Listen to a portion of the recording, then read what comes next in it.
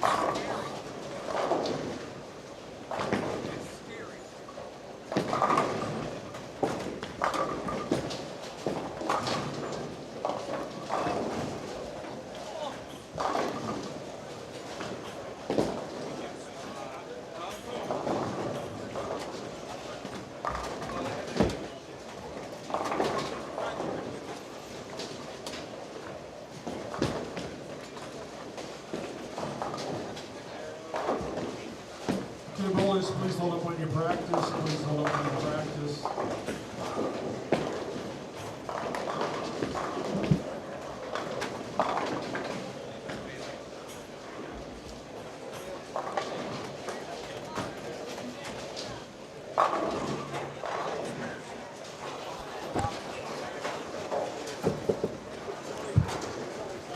And good morning, everyone. Welcome to the 2024 Hammer Holiday Doubles C-Squad qualifying here from St. Clair Bowl in Fairview Heights, Illinois. My name is Mike Flanagan, bringing you the coverage this morning, along with, by popular demand, the man is back. We'll bring it into the booth. Lee Boudouris joins us today. Good morning, Mike. Welcome back, my friend. Good to be back. Thanks for being here again this year, always anchoring down the booth. That's my job. We missed you yesterday. It was a good day yesterday. Had to work. There's no chance I was getting off yesterday, and then had a good league session last night. We were one short with me there, so kind of had to be there. But good night. Didn't do anything you could make fun of me for. So that was really my primary goal for you for league last night. So. Yeah, we got a lot of things going on here, Lee. And one thing I wanted to do, because you do such a great job, is we've just we've been killing it with T-shirts and hoodies recently. Okay. But we've got hats now, and more are being added this morning to the website. And these are some Hammer hats. We got a flat bill here. I'm wearing the black and white trucker cap right here. Okay. And what I wanted to do for you this morning, Lee, I've got a few different styles here, but we have multiple styles available over on our website at InsideBowling.com. I wanted to let you select one of these, and you can have one of these hats today, Lee. I want you to have one on behalf of me. They're gonna fit my giant head. Yeah, there's some adjustable ones. So I'll let you kind of go through those after we get going. But I want to let you have a hat. And everybody out there, check out Inside Bowling for hats. And also you can save 15% off all apparel on Inside Bowling with coupon code YouTube. And yesterday we did a $15 Hammer t-shirt special that was supposed to end at midnight, but guess what? We're keeping it going today. But wait, there's more. All day long. And we've got Black Widow 2.0 and Black Widow Ghosts that are discontinued as of last week for $119 on Inside Bowling. So I've only got about 10 of those left. If you want to get them now. Appreciate you supporting us here at Inside Bowling. We cannot wait to bring you 3 squads of action here today. As a matter of fact, as we go out to the lanes, I will bring up our schedule for today. This is nice looking.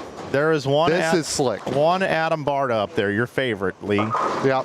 So yesterday we had A squad and B squad. We'll go over those scores. We'll get you a link out there on where you can go see all the scores and standings.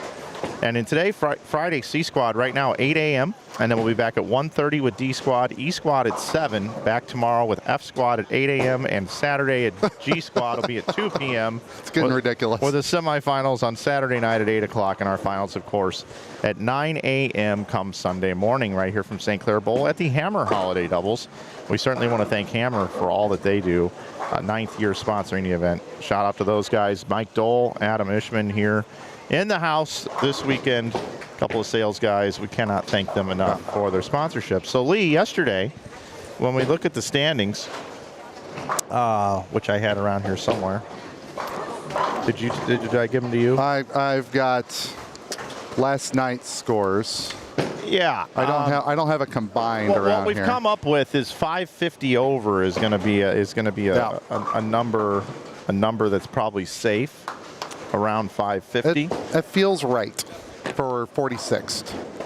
Yeah. The cash number is 1 and 4. We have 3 blanks on this squad, so depending on future no-shows, the cash number will either be 79th or 80th.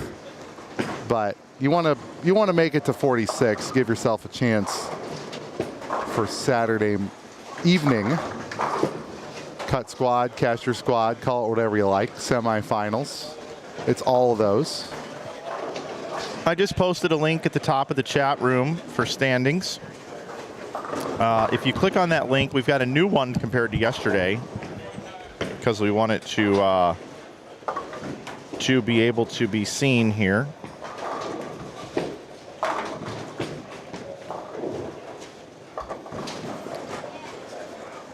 Let me see the rest of those hats there, Mike. Yeah. There you go, my friend. Very. Pick out whatever you may like there. All right. We got 29 through 32 on the screen right now. We got 2 banks of 4 lanes apiece on this squad, and then Inside Bowling 2 TOO on YouTube as the other pair. 29 through 32, Major Douglas Jr. and the third with Mario Martinez, Patrick Johnson. 31 and 2, Matt Bilyeu and Cody Hersha with Matt Cleveland and Mike Lay. They are just getting started. Game 1 of 24 for us today. Yeah, 24 of them. Burks and Gronfeld, your leaders at plus 699. Britt and Jones second at plus 650. Third is Kroll and Martin at plus 629. Fourth is Rice and Flanagan at plus 587. Fifth is Tox and Dunning at plus 585. Sixth is Kordelewski and Johnson at plus 583. Seventh is Bird and McKinley at plus 574. Eighth is Heron and Smith at plus 569. Ninth is Aldrich and Aldrich at plus 554. 10th, Knowles and Faw at 551. And LaCory and Landon Jordan in 11th at plus 548, along with Dancy and Wade. So that 548 number currently right now is kind of the one I'm looking at. If we're going to take advanced 46 teams out of the 642 bowlers, 321 teams, we advance 46, but we pay 1 and 4. If you take 7 squads, and if there was squad equality, so to speak, that would be 6.5 per squad-ish, or 6 per squad actually, right? A little more than 6. So that'd be looking around 12th to 13th right now, which is 548 and 534 would be your cut number projection right now. I'll take the over on 540 and the under on 565. Because squad equality doesn't exist, but that's the ballpark.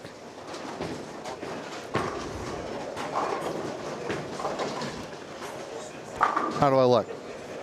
That's really the most important question. You look great. I like this one better than the other one. All right, you look great.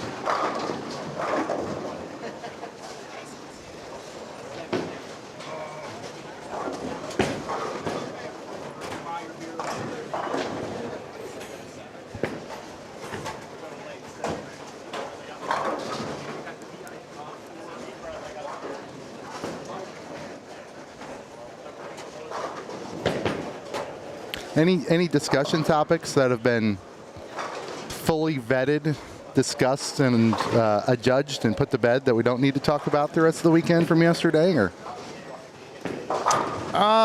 it's kind of early, so I think right now we're good. We do need to let people know they're bowling on a house shot. yes, nothing off limits except the things that are always off limits. And I think the most important thing for you, Lee, is to know that you are the yellow slider here. Okay. And you can slide it up and down whenever you need to remove yourself or get out. And also your individual speaker volume is the yellow knob up there. Okay. That's something new for this year. Also on the soundboard, we've got some sound effects. Thank you. That's Hulk Hogan. But it won't be today, brother. It won't be today. And then if you click over here, you can go into the ones like this. Oh, that's loud. 8:32 a.m. holiday doubles coming to you live from St. Clair Bowl in Fairview Heights, Illinois. 47 degrees outside. We've got a little bit of wind coming from the west.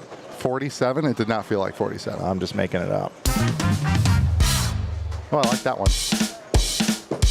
So we got this soundboard here, Lee. That's new from last year. I like it. We'll have to review how to click all those buttons over there, but you give me a couple minutes to figure it out, and we'll be all set. How many 300s we have yesterday? I know I saw a couple on the live stream last night. Do we know? How many 300s? Yeah. I don't know the exact number. Okay. We were tracking them for a while. I see the Christmas tree over there. I don't know if anything's underneath it, though.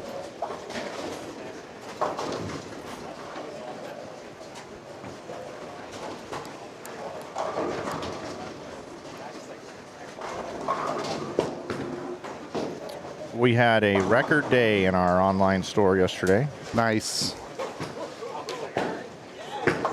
Lots of deals. I mean, they could I'll get the sticker off this hat since I'm keeping it. Also, to those of you that were curious, there is our holiday deal of the day for Inside Bowling. We're doing 12 days of deals. Day 10, the Black Widow 2.0 and Ghost, just $119 today. Is that shipped? Yeah, we do free shipping on everything over $75. And then also, our T-shirt sale continues. 40% off on all of the Hammer T-shirts. We have, I think, about 70 Hammer designs over there. So make sure you check that out, everybody. InsideBowling.com.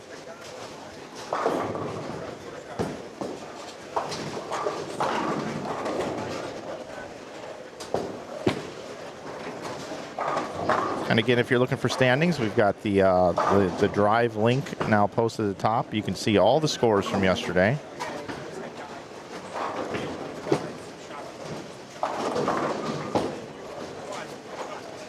And the YouTube coupon code is now eligible on hats. 15% off hats with coupon code YouTube. I just made that live for everybody.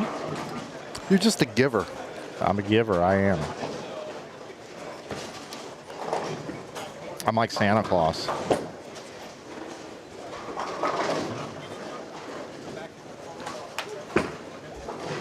I kind of felt like QVC a little bit yesterday around here. Your elves working overtime to boy, get yeah. all these I'm going to be an orders elf. fulfilled. When I get back, I'm going to be an elf all next week. I'm going to be pressing shirts, and I will probably touch most of your shirts, folks. So if that's a turn on or a turn off, either way, if that's going to impact how you're going to purchase or what you're going to do here, let that weigh in for sure.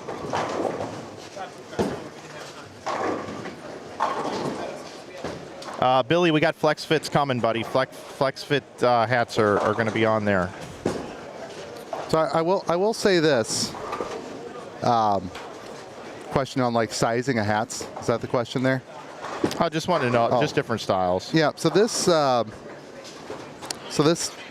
Can we bring it back in the booth for 1 second? I'll try and help you sell some hats. Yeah, sure. Whatever you want. So this black hammer hat here. So Yeah. it's not the trucker version. Yeah.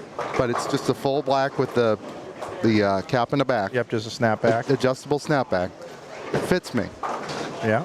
And most one size fits most hats do not. Doesn't work for you. So if you have a big head, literally or figuratively, or both, you could say I have both. I won't take offense to that. You go for this black hammer snapback right here, 15% off. Yeah, But you get the full hat for 15% off. that's true. Use that code YouTube, and you'll be okay. Lee, we got the front 7 here. Well, we had a different one, and then I stopped it just by looking at it. 35 through 38, as Mike flips the cameras. Matthew Robbins and Ray Ledesma with Matt Stanager and Jack Ness. They're on 35 and 6. 37 and 8, Mike McBride, Brian Davis, Neil Sanson. Don Griffin said hi to Don before we started. His Mobap Spartans, especially on the girls' side. Solid start to the season as he covers the 5-pin on the live stream. I don't know if he left the 5-pin on the live stream, but he covered it, so we're all good. Jeff Carter in the booth being a funny guy. Being such a funny guy. You know, I think I'm going to let the whole bowling center know that Jeff Carter's in the chat. Ladies and gentlemen, Jeff Carter's in the chat.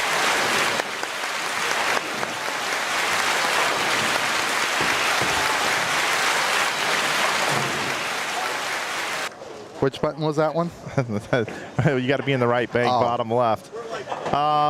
You know, back in the day, I said to Jeff Carter, hey, how would you like to sit and call some action at the holiday doubles? And he would say things like this. Let's do it.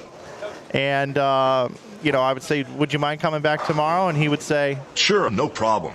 yeah, you know. And then at the end of the tournament, I would look him dead in the eye and say, Thank you. so, Jeff Carter, I miss you, my friend. I love you. He says here, will there be Mike Flanagan Hall of Fame 2024 signature hats available? Oh, Jeffrey. Miss you, my friend. There's always room in the booth for you if you ever decide you want to dive back into this pool, whether if it's for 5 seconds, 5 minutes, or 5 days. Look, there's always a seat for you. Can do we have replay function this year again? I do. If you want to do that here, let's just watch this beautiful. What do you want me to? What do we, The screen you're on right now. yeah. We just had a beautiful trip 4. A trip 4. Oh yeah, and of the slow roll variety. All right. So you just got here. Yeah. I worked a full day yesterday. I did too. And Just not here. now you want me to do a replay of a trip 4 in game 1? Yeah, why not? Let's just test. Oh, look at that! You just caught the end of it. Look how slow. Look at that beautiful carry there. I was not pleased with my replay skills on that one, Lee. All right, I'm going to try it again. I thought I had it queued up properly here. Okay, Lee, this is just for you in slow-mo. Let's see if I Oh, it's already in slow-mo in Let's see real if I get time. this to work. There we go. We got it is. This is for you, Lee.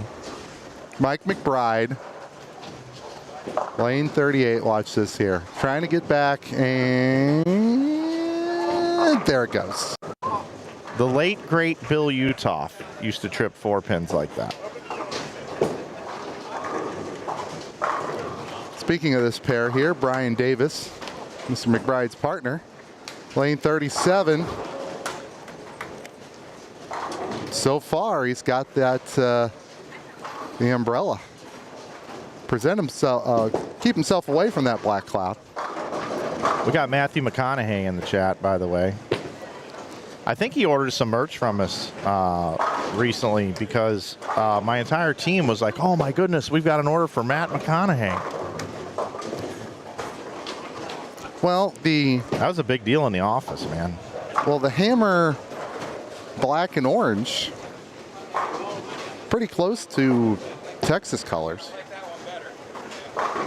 Texas Longhorn colors. So I see how that fits his fits his color scheme there. I want to talk. I'm gonna tease this, but I've got a little idea here on how the scores are gonna play squad to squad. That'll be coming up here in just a couple minutes here, Lee.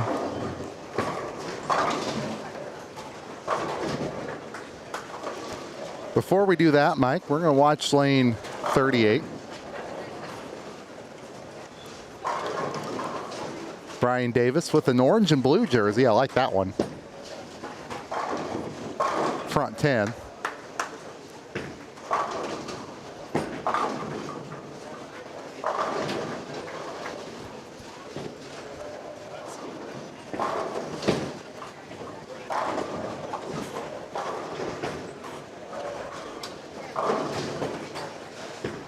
Lee, it's so great to have you back. It's good to be back.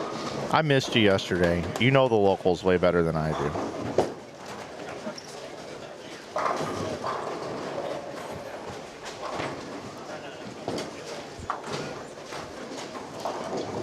Those of you that aren't subscribed to our Inside Bowling 2 channel, we do have that up and running for you. Oh, great shot by Brian. Front 11's got his Radical shirt on. Lanes 41 through 44 on the 2 channel.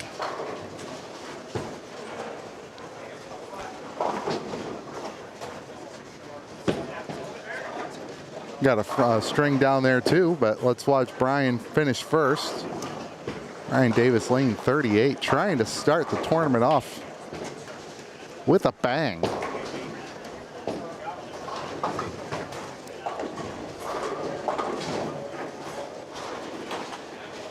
Got a front 9 right next door, but Brian Davis says, I want to finish this first. There you go, 300. 3 bills to get it started here this morning. And we got another one possible. Yep, we flip right back over to 35 and 36. Nice job. Under, I know you had him. I was joking. it's under the tree. Where else would you look for a I present? got a spice rack last year. I'm gonna see if I get another spice rack. There you go. All right. Brian, 300 every year. yeah, 2 in a row for Brian Davis. He had one last year. Said he won a spice rack. Let's see if he can get a pair of spice racks. As the other front 9 has stopped. I still got something for you, Mike. Gotta keep the 300 games in check, but There were about 8 300s yesterday. oh wow. Roughly.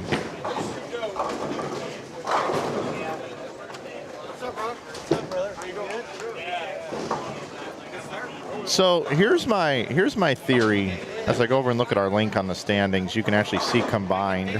You can see combined standings, totals after 2 squads on the link. A squad yesterday, there weren't a lot of big names on A squad, okay? But Burks and Gronfeld were 699 over. Britt and Jones were 650 over. Rice and Flanagan were 587 over. Tox and Dunning were 585 over. Kordaluski and Johnson were 583 over. Bird and McKinley were 574 over. Dancy and Wade were 548 and 534 for Kamalu and Davenport. And there are a lot of names in here that that aren't as star-studded as we would see on some of these other squads. And these numbers were incredible. And then last night we had some players come in that were bigger names, and the scores were actually lower last night. And when we look at last night, we had 5 teams 548 or better, and on A squad we had 6 teams 548 or better. So just quite a bit of a difference here from squad to squad. And I mentioned this to Landon Jordan last night and his partner, Mr. LaCory, and Bill O'Neill told me a long time ago that when the lanes are cold in the morning, the scores are typically higher because there's more push in the fronts and there's more back-end reaction. And the characteristics of the bowling balls allow them not to burn up because they've got more push.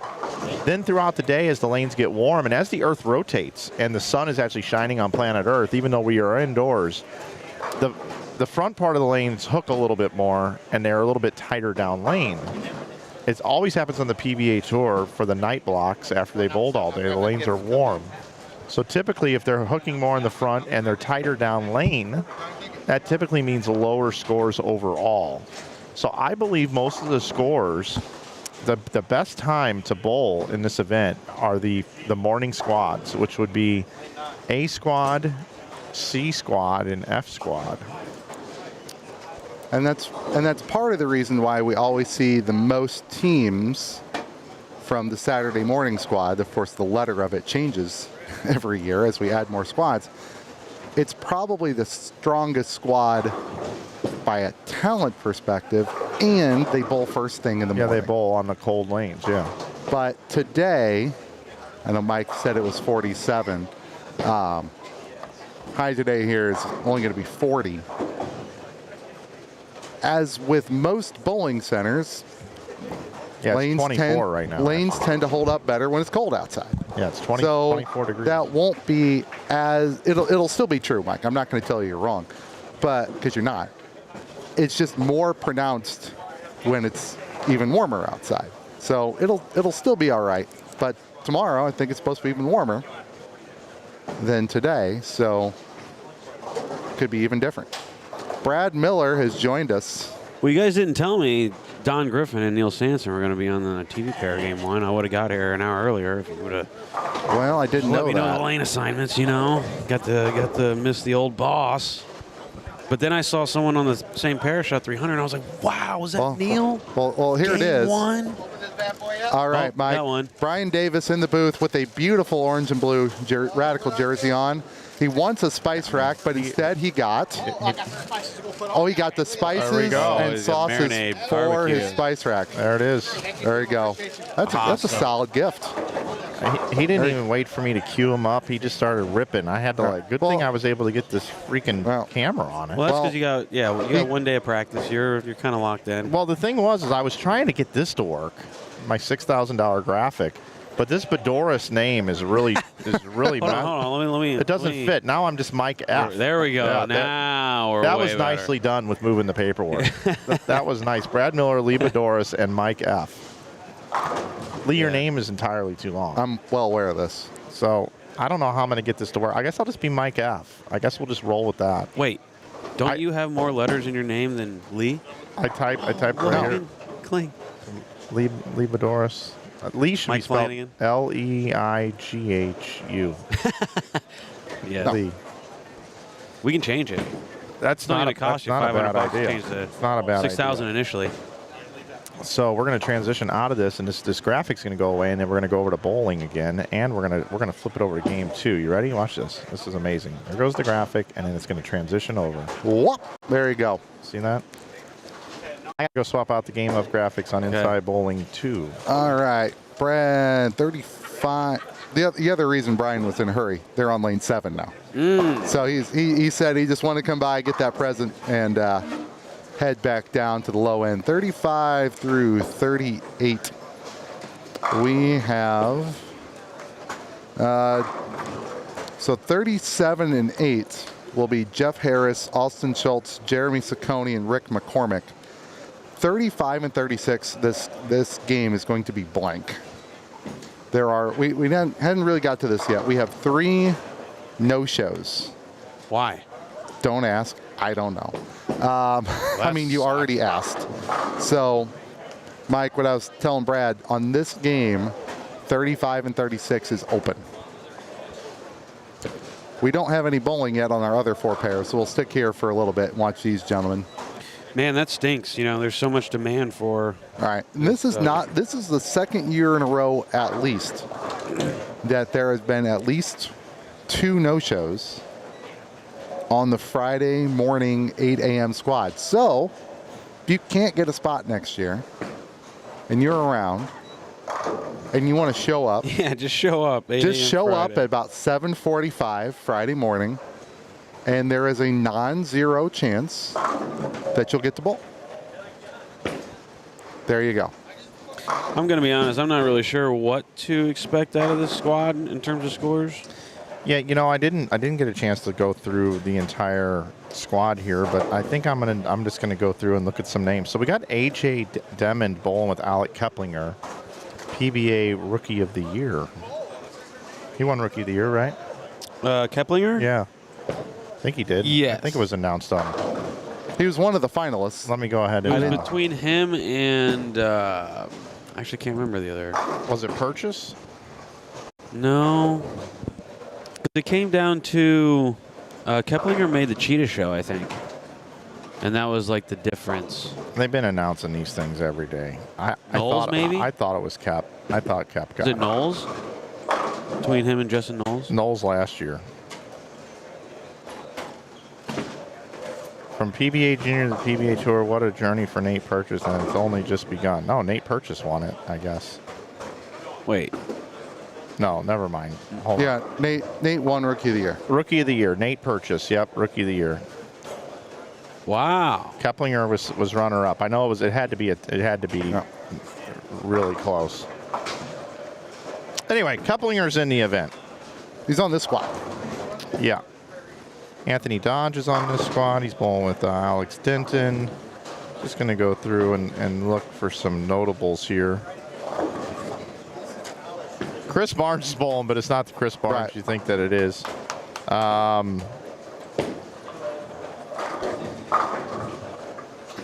Yeah, I mean, you've got a lot of local guys on this squad. You got the greatest bowler in the history of bowling this squad, And that is? Matt Cleveland. Okay. All right. I'm not kidding. I'll tell you the team I like here, Mario Martinez and Patrick Johnson. Mario Martinez has dominated the Hamtram tournament up in Detroit for many years. The guy is a baller. Yeah, that Cleveland lay is a nice call there, Brad. I'm looking through. They've made the top 12 in this before. Multiple times.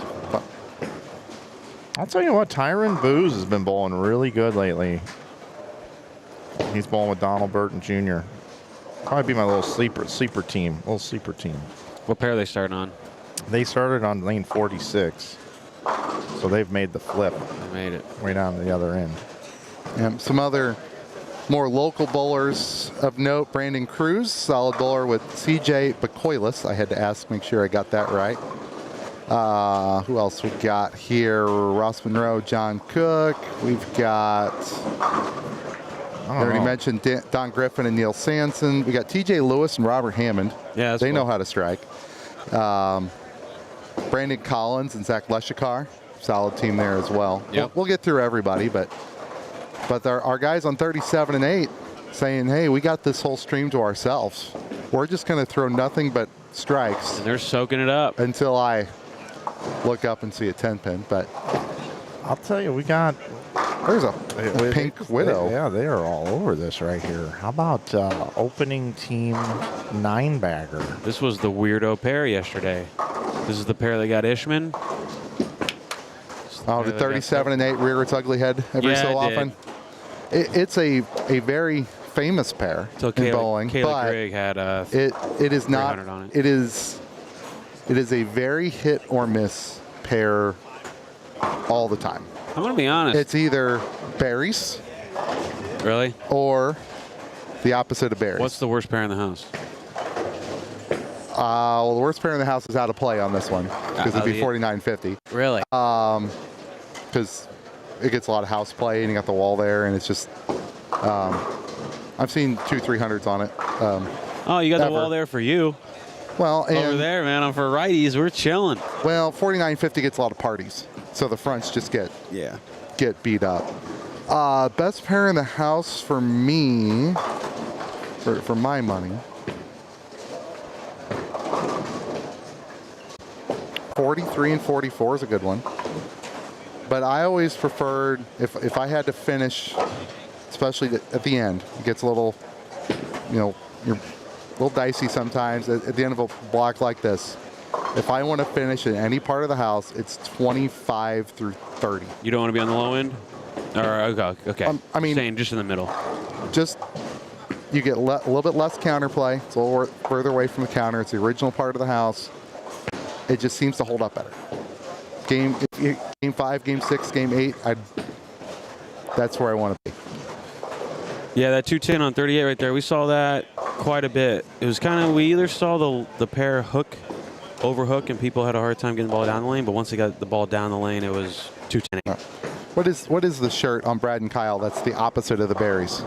The opposite of the berries. I don't know. It's a good question. You need a shirt. We do need a shirt. We need to come up with a saying, though. Sometimes you're the dog, sometimes you're the hydrant. Yeah, we got that one. And I thought that was the one. So it's either the dog or the hydrant. Yep. Okay. And we were the hydrant. But,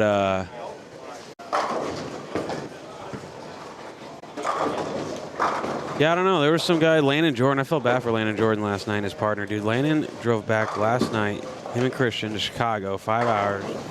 And he went to school this morning. Wow. It's crazy. And he's going to get off, do his thing on a Friday night, drive back tomorrow. But the weird part is they're going to be so close. Well, I mean, I don't know. No, they're going to make it. Well, but they're still going to be sweating going in the last squad, though. So yeah, but they're going to have to come back. What they shoot? 548. Yeah, Ooh. 548. And they were 591 with one to go. And they hit this pair? They had 350. No, they hit 27 and 28 or something. Oh, wow. Hey, while we're talking about this pair, guys, you talk about history on this pair, and this is what we're talking about right here. Chris Schenkel, Bo Burton. Final ABC telecast, Pete versus Walter, right here on lanes 37 and 38. We need to start a once-a-week show where we just watch for an hour and a half on a classic television show. We just shoot the shit with all the people that will watch with us. And this was it right here. 37 Way out and to the 38. right. The front 6, pocket 710. Ouch. What are they bowling on? Cheetah? There's Brian Berg in the background, by the way, Pete's original Storm ball rep. And this was Pete versus Walter, lanes 37 and 38. Right here, the same pair these guys are bowling on. This happened, the very last ABC telecast, and there's Weber. I got to buy a new laptop. It doesn't seem to like to be handling all of this. It's a little on the choppy side. 207, tournament leader average. Walter Ray at age 37. God, I'm 34. Still competing today. Look at this Got 23 right here. titles. I believe that's a combat zone. Boom. Straighter is greater, Walter Ray. They got all the hook. So there you have it. That happened right here, folks. 37 and 38. St. Clair Bowl. Pretty awesome. It's kind of crazy to go back and think about how many shows Pete and Walter have made. I'm sure Like, PBA has to keep that stat, right? yeah, but Or somebody has went back and they've just bowled so many games on television. you would have to assume if that record has been kept, one of those two probably own it. Probably. Just because they've been around for, I mean, Pete's first show was when he was a teenager. Right. And he made a show when he was almost 60 or was 60. Pete told me he would have 100 titles if Reactive never came out. And he still has. Do you think that's true, Mike? I will get into that in just a second. But first, Kyle Kopperwitz is in the chat and says, Brad, I appreciate the compliment on my two-handed game yesterday. I know it's a little unconventional, but I'm lucky to bowl 3 games once a week in league these days. Good luck to you this week. Nice.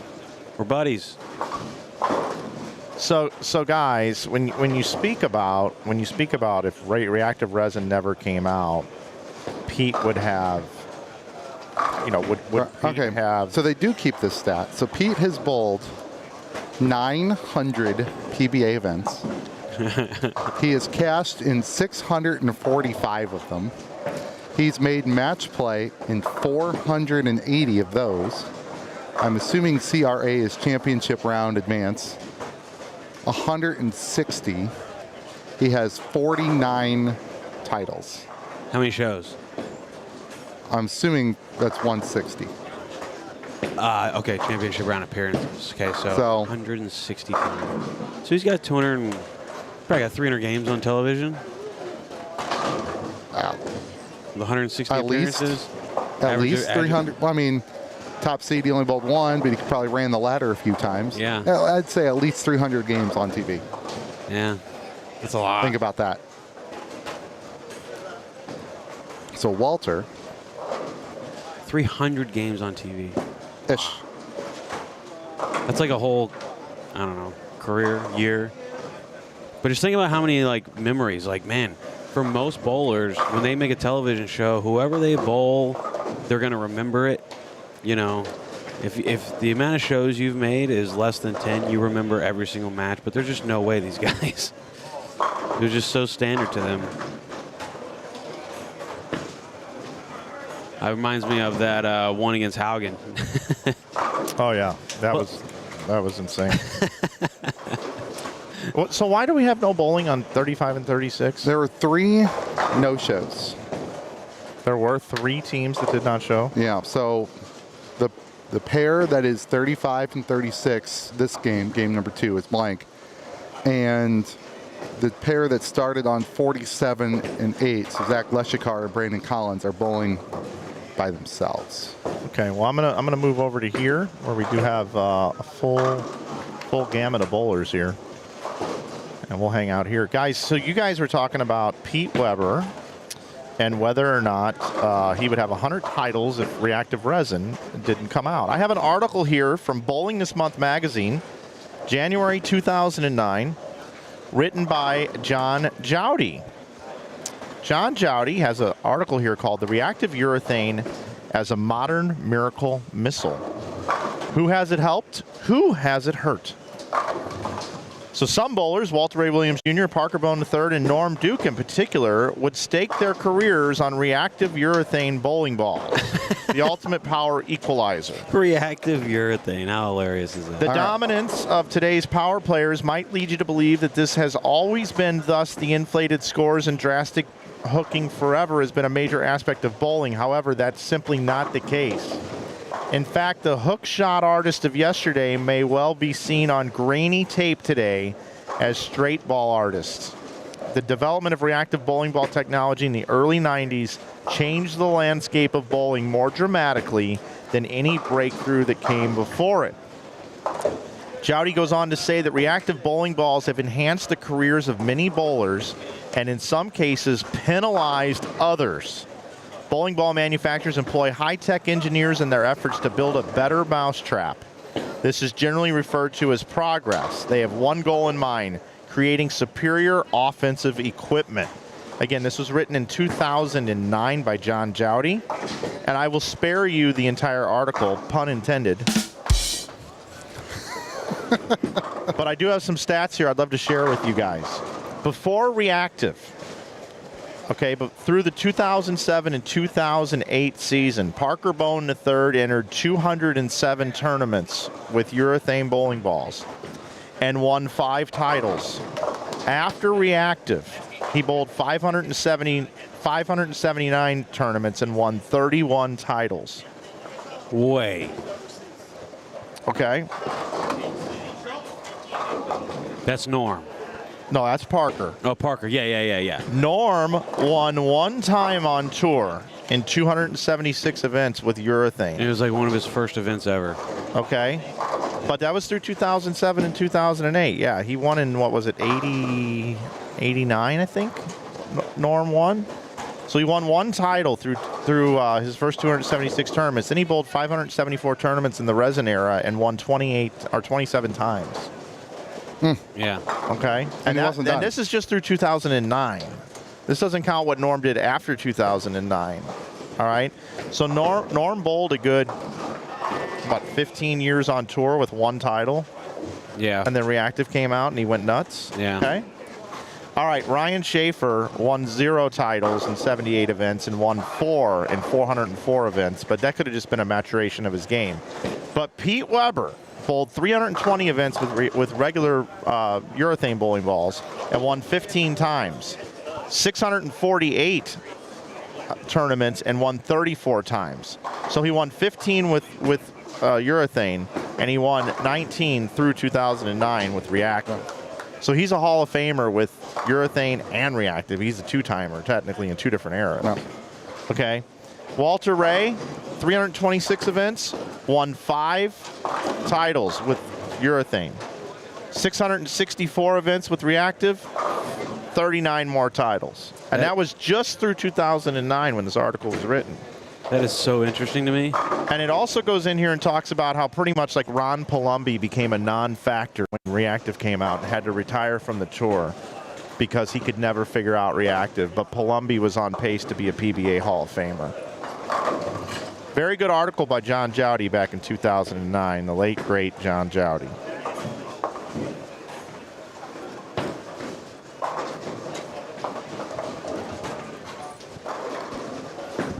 So maybe 100 is excessive, but he definitely had 15, so he was... So it looks like they're counting, so I'm on the PBA's website, so they're counting, so like Pete's totals I rattled off included the regular tour and the senior tour. Mm-hmm.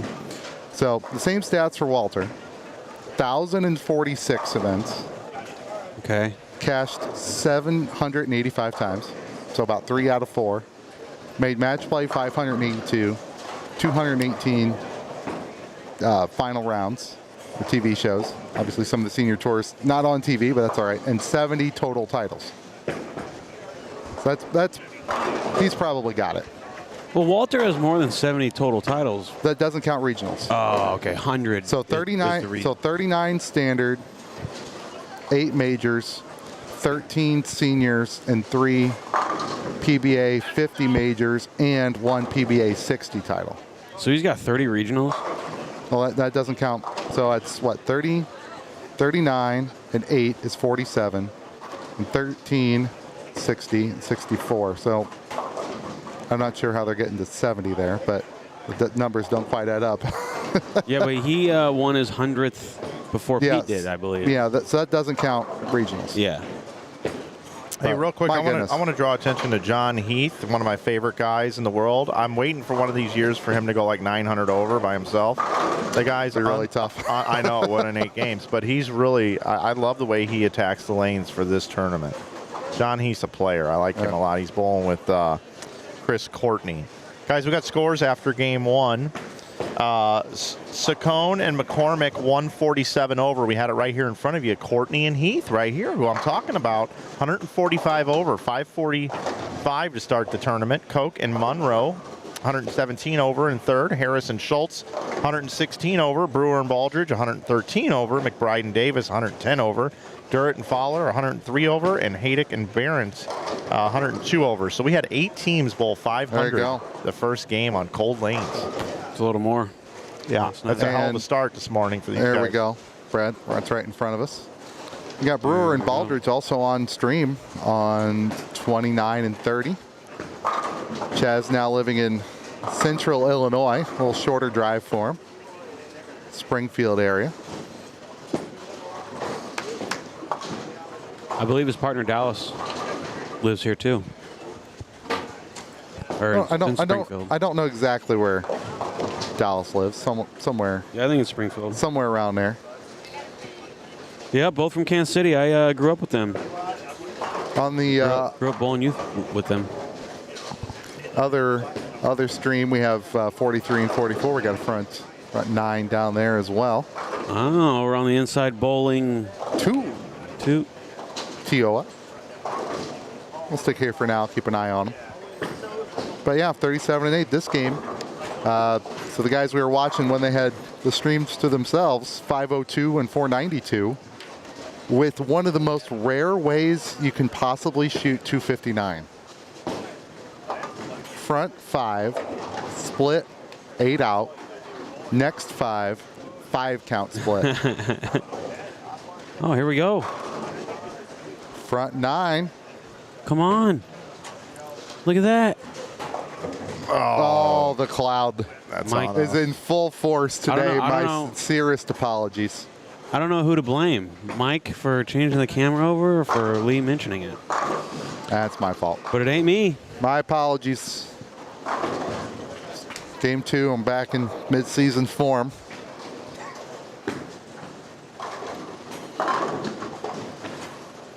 Lee, I'd give you a compliment. But it won't be today, brother. It won't be today.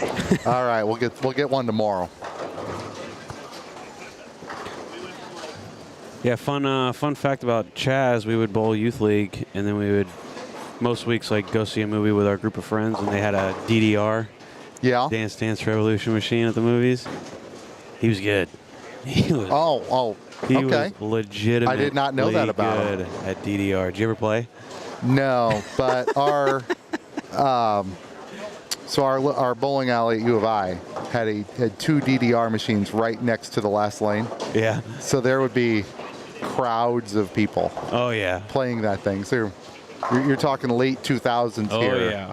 And There was nothing like it. there's a party.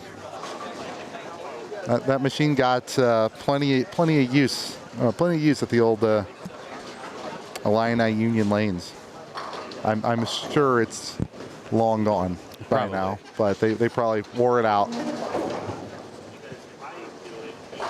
Well, we got some. The left side of the building is a little bit behind, so they're finished bowling right in front of us. The people you're watching now, what is that, 29 and 30? Yeah. Yep. So the people that are in front of us are done, and then we got the rest of the house on the left side, kind of in their 8th or 9th frame. You know, that's something that just doesn't happen, like in regionals and just PBA events. Like when you bowl enough of them, you get used to everybody being within like a frame of each other. And then you go to amateur events and you'll get like pairs that are 3 to 4 frames behind or ahead or whatnot. Well, lane courtesy is also standard, Yeah, I mean, it's and whatever. here it's whatever everybody. People are just having a good time. Well, that and you're crossing with, you're next to the same people all day. So whatever rhythm you get Right, in yeah. is just going to work. Yep. And it's not uniform. Whereas if you double jump somebody on tour, especially you're if it's the getting- wrong one. Dude, speaking of Walter, man, he was a stickler about that. Man, he was a stickler about that. Like, if you were up to bowl, if it was your turn and you're not there ball in hand, he was letting you know. I saw somebody double jump Pete once, and the stare down was, dude. he didn't have to say a word. Oh, yeah, I've reached down because he stands all the way at the back of the approach. So I've just reached down to grab my ball, but he's standing so far back that it catches him. So I've done that a couple times. I've caught him. It's a tough scene. I was bowling. It was actually in Dubuque, Iowa, and shout out Logan Kling. He's here somewhere, Lindenwood bowler. But I was bowling Pete in Dubuque at Red Rock, and is that what it is? Red Rock? No, it's red. What is it? Cherry Bowl. Cherry Really. ball. Cherries are red. And there Unless was some, they're black. there were some 2 kids down on the low end. We're bowling match play. There's some 2 kids on the low end that were just bowling open play, and they made a noise when he was like in his approach. And this is just a regional, But Pete, man, and I thought I had this match in the bag. There was 0 miss right. Like if you hooked the ball, you could not miss to the right or fast or anything. So to the point where I played all the way out to the right, just to get away from how much hang we were bowling on. And Pete decided to play the inside part of the lane, which I thought was impossible. Like, there's no way Pete's going to beat me because there's 0 miss room from inside.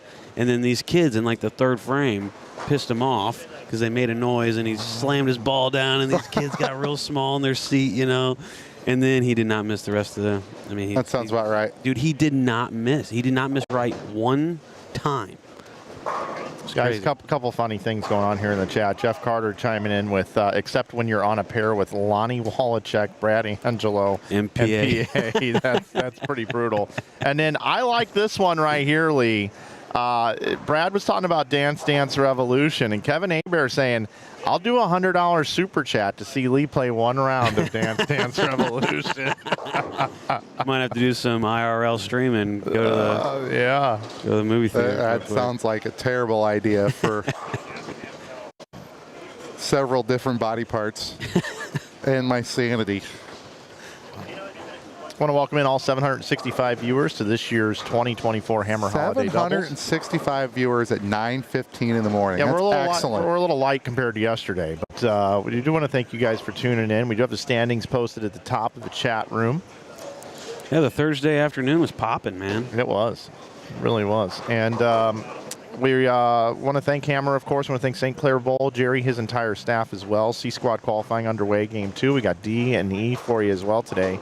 F and G tomorrow, and then we have a nice semifinal tomorrow night for you, and then we'll really settle in Sunday at 9 a.m. with the finals. Top 12 teams. We're cutting down to 46 from the, well, what's now adjusted to be around 319 teams for the weekend, as we've had a few folks not show up, which shame on you, everybody. Oh my God. I heard a rumor you're bowling this I'm bowling. afternoon. Oh, I'm winning. I'm All winning. right, I haven't looked at I haven't looked at any of these. Brad Miller is bowling at 1:30 this afternoon, and your partner is Eric. Sachs. Yeah. Yes. There you go. Yep. So you're going to win. So We're winning. We'll just have to figure out who's going to finish. And then Oh, his brother Andrew's normally his partner, but once we win, he might be on the out. Might have to slide in there, do a little 5-year contract or something. That's what Packy and Cameron Doyle did. They signed on a napkin one of the years here that Cameron wanted Packy for 10 years, and Packy signed the napkin, and Cameron still has it, I believe. Really? Which reminds me to bring something tomorrow. I was cleaning my desk out at home, doing a little summer cleaning, and I found this little torn piece of a receipt from somewhere, and it said, "I love you, you're fired."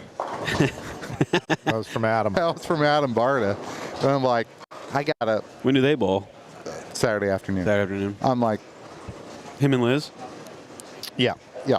So camps, yep. So I'm gonna have to bring that tomorrow and say, I don't know what year this is from, but I found it, thought of you. So Dallas Baldridge was what, 230? 5, and Chaz is going to go 280. 280, yeah, it's 515. They were off to a decent start, too. Yeah. 5-13 game 1. Yeah, back-to-back 500. An 8 count would make it a duplicate. 3 in a row, you get a sticker. And John Heath here with this 10-pin is going to be, what, in the 220s? Yes. And 278? Well, look at it. Right on cue, Chaz says, you know what, Lee? I'm going to shoot that duplicate for you. 513, 513. Heath was in second. And they just had 270, 220, right? Yeah. 5-0. So yeah, I mean, a couple teams are a couple hundred over. Yeah. After 2. We'll see how long that continues. We had one team, I think, 500 over after 5 yesterday. So 250 average. Yeah, that hoodie's still holding up, huh, Brad? Good, it's good. I think it's probably like 4 or 5 years old. I know. That's Well, the thing is I that need to one of get the going. OG Brad and Kyle it is. merch items? So when we used to print it with the DTG machine, direct to garment. Now we use direct to film. I still rock the house hoodie, too, but that's starting to get worn out. Yeah. I mean, these things have been washed hundreds of times, probably. Yeah, and in different Airbnbs too. So, Yeah. So not the same washer over and over again. Man, I'm not looking forward to that for 3 months. So, folks, here's what's going on. We don't have anybody bowling around us at all. There's nothing going on. So we'll just conveniently bring it back into the booth. And, folks, we do have the PBA trading cards available on our website.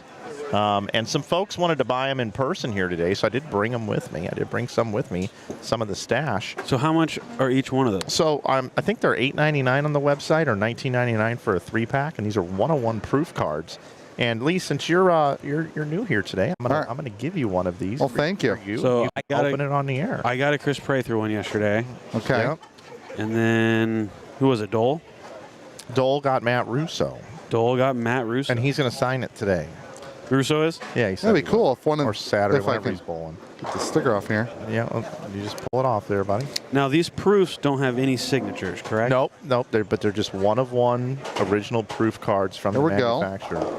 Oh, unfortunately, I can't get this one signed. Uh-oh, that's not good. Did you get something old? Dick Weber. No way. Yeah. Dude, you got a 101 Dick Weber? No way. Show the camera. There you go. That is awesome, dude. Can you can hold it up closer? I can't. 101 Dick Weber. That would Production be, proof right here. Wow. in my opinion, that would be the most valuable card. Holy cow. That thing really shines too. It's Probably very reflective. not the most valuable card, but No, I mean, that thing, Lee, That's really awesome, nice. dude. Thank you. That's awesome, man. dude, That's. that threw me for a loop. That is Yeah. awesome. You want to go to the casino later, That is Lee? I mean, true I'd love to hear royalty. So I was at a bowling industry event last week. It was kind of a little, not serious bowling, but pin up in the loop. So I didn't even bring my stuff. I think I threw 7 house balls down the Here lane. comes the excuses for the scores already. No. yeah. And we'll get to my scores in a little bit. But there is a gentleman who I know who had a polo shirt with long sleeves underneath it, and I saw him, and I'm like, that's Dick Weber. When Dick Weber was that age, so you're talking like late 50s, I guess, mid 50s, late 50s, it was scary. Because he bowls once a year at this event. This gentleman is not a bowler. Doppelganger. But he is Dick Weber's doppelganger at that age.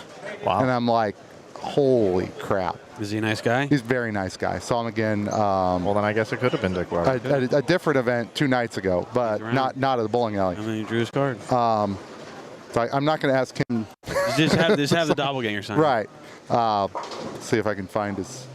Now you just got to go watch Dreamer. All right, so we're going to get a look at Brandon Cruz up here on the left pair. Yep, Brandon Cruz is bowling with CJ Bacoilis. And their cross today is Brandon Swanson and Brian Wilson. If I say that a few times in a row, I might mix them up. Say Brandon Swanson, Brian. Yep, so they're on 35 and 6, so 37 and 8. We will have Bryce France and Jimmy Marilla, or Marilia, not sure if it's spelled right. Their cross is Eric Bogle and Rio Wilson. So these guys were moved, so you wouldn't have 3 pairs of Gotcha. 1.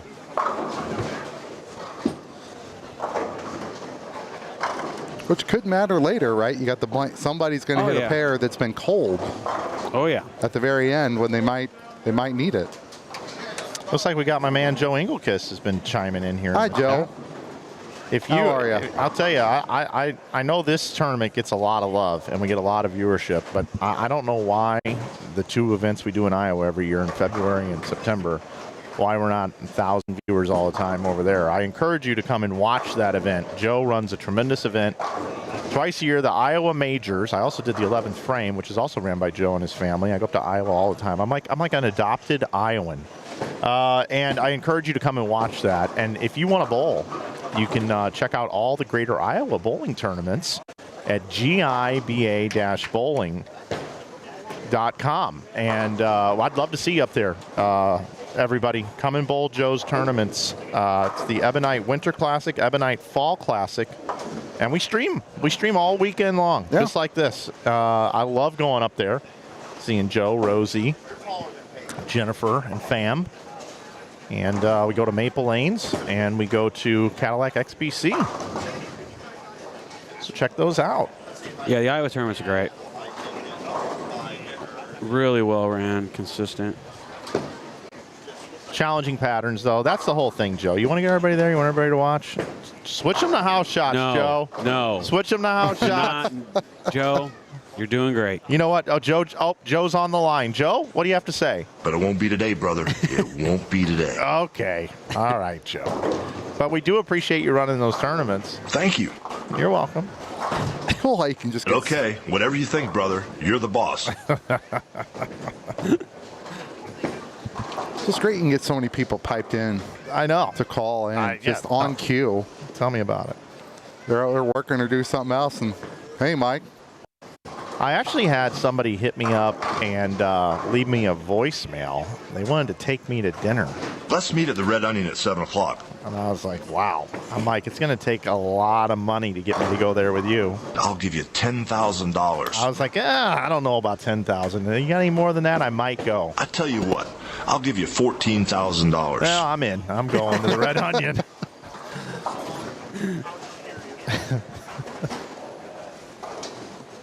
Nine o'clock, ninth green. Where's something nice? Oh, there we go. Nice shot on the right lanes. All right.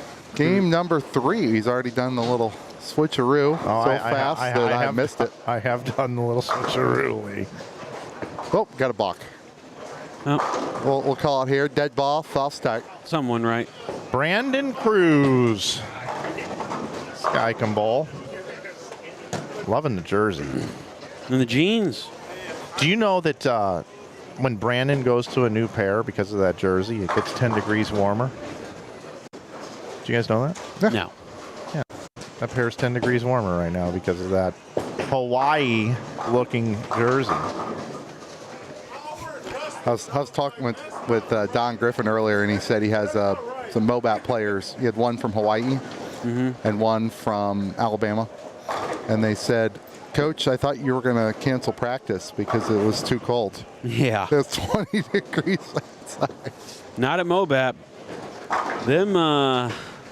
Them peeps are at the bowling alley every morning, 7 a.m. practice every single morning, and some of the kids drive 40 minutes. Well, you did it last year, so. You couldn't get our college team to do a 7 a.m. if Nationals was the next week. Our practice in our league was at 9 o'clock at night. Yeah, so was ours a lot of time after the league. And then my last year we bowled a second shift doubles just in town. So, 9, 10 o'clock for that. I'm like, tournaments were the only time I ever bowled before 9 o'clock. Yep. Once upon a time, the best bowling I ever did was after midnight. I don't know if that's true anymore. It probably isn't. But Well, they're going to have a midnight squad next year here. Yeah, okay, let's not get too carried away with that rumor. Well, Mike's the one who wanted to do it. He brought it up. He was all excited about it. The only problem with it right now, though, is that the format doesn't work for that because the semis are on Saturday nights right now. If we went back to the semis being Saturday morning, then we could do it. Sunday morning? That's what I meant. well, or you just have an extra squad Friday night that starts at midnight. Yeah, you do it on Yeah, Friday. you could do that. I'm down. Midnight to 4:30. We'll throw Patrick Martinez on the night shift. It'll be a lock-in. Remember those? Oh, yeah, I remember lock-ins. Well, that's what it'll be called. It'll be called the lock-in squad. We'll just skip whatever the appropriate letter is at that time because the tournament will start on Tuesday. I don't think you can do lock-ins anymore in today's world. I don't even think it's legal. It just would.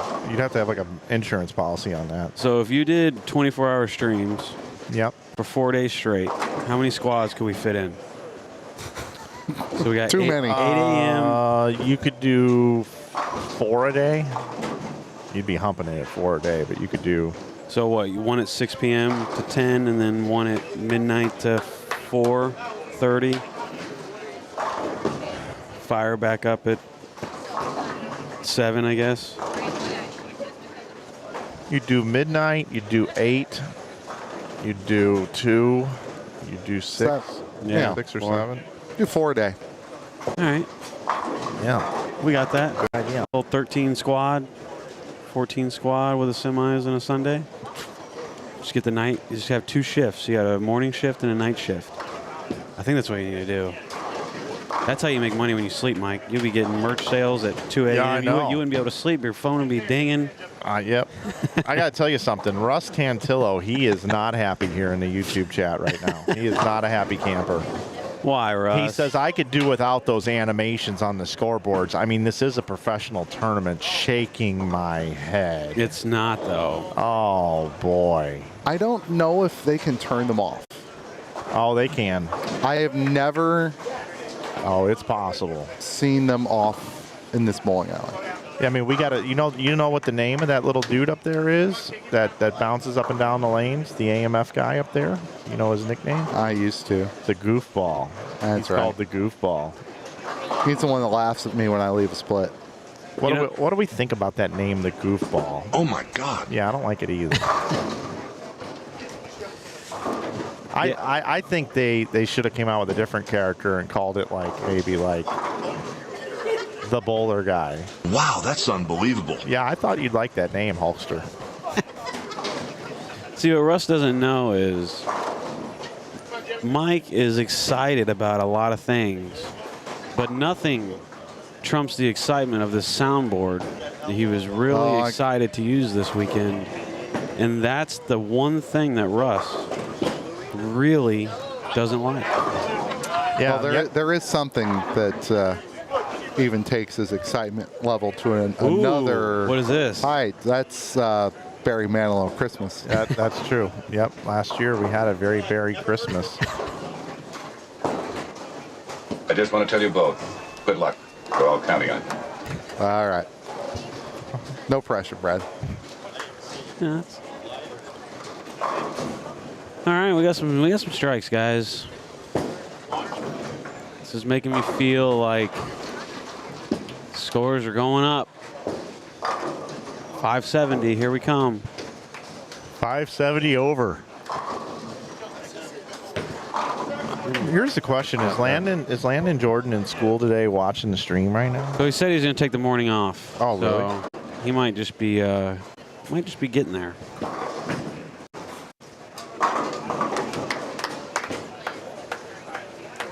Can you imagine that one at the dinner table?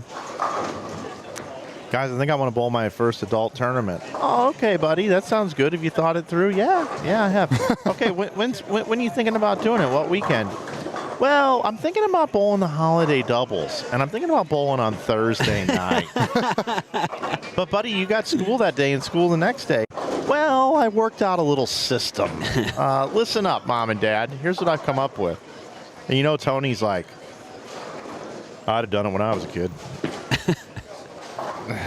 Oh, yeah. He's like, hell yeah, you're going to go bowl? What are you talking about? Let's drive to St. Louis. Let's drive home. Let's go to school the next day, and then let's sit and wait and see if we're going to make the cut. And then we got to drive to St. Louis on Saturday.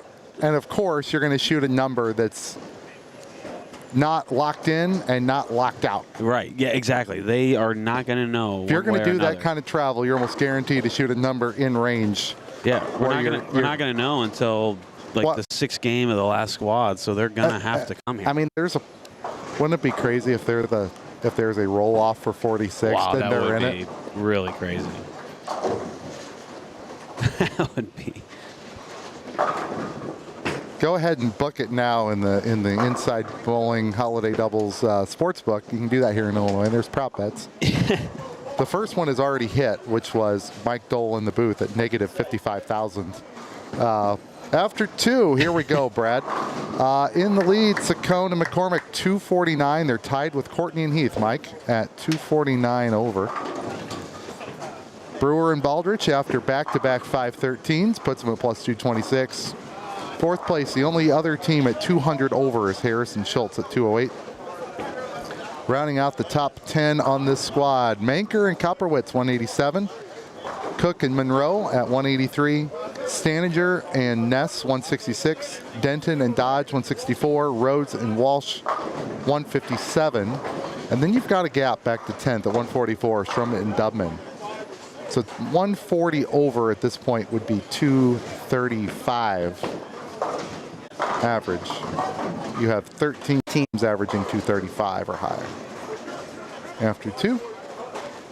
Other notables, Cleveland and Lay, 17th at 127. Hammond and Lewis, 18th at 122. Leshikar and Collins tied for 24th at 97. Cruz and McCoylis, 29th at 74 over. Sanson and Griffin, 36 to plus 23. All right, they got to get going. And 14s are minus. There you go. We'll ask Ryan here.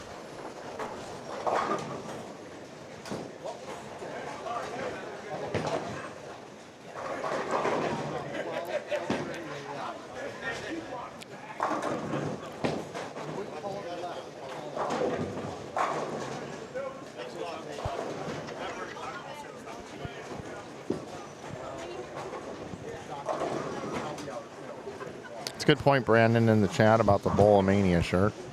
I should have one of those on today. All right. Ryan says a lock-in squad sounds exhausting, but he didn't say no. Only problem is they can't sell alcohol after 2. So they'll have to do a happy hour special that starts at 1. Apple cider vinegar after 2. Everybody will be much healthier. It's like during COVID, I went down and bowled a tournament at Jonesboro in Hijinks, which is a dry county. And I think I was the only one who hadn't been drinking all day long.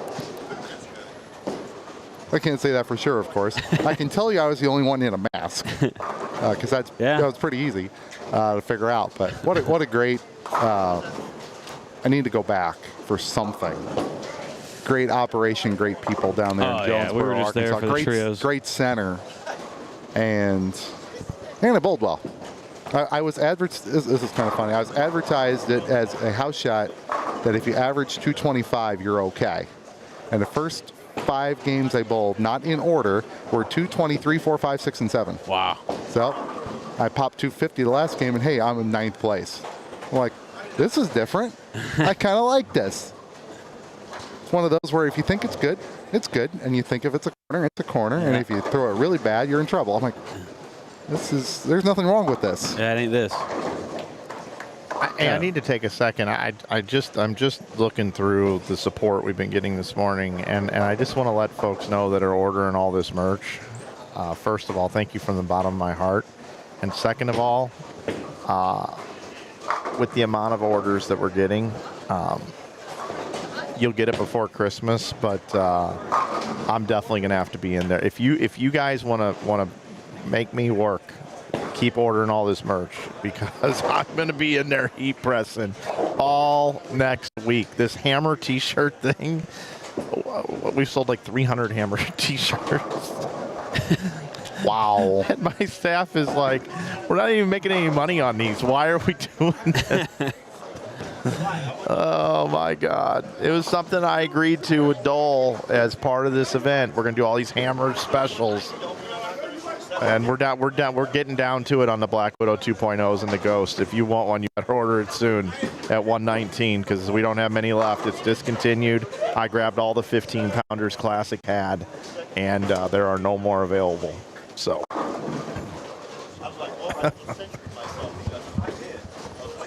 You guys have shown up in a big way. Oh man, you're hog heaven, aren't you?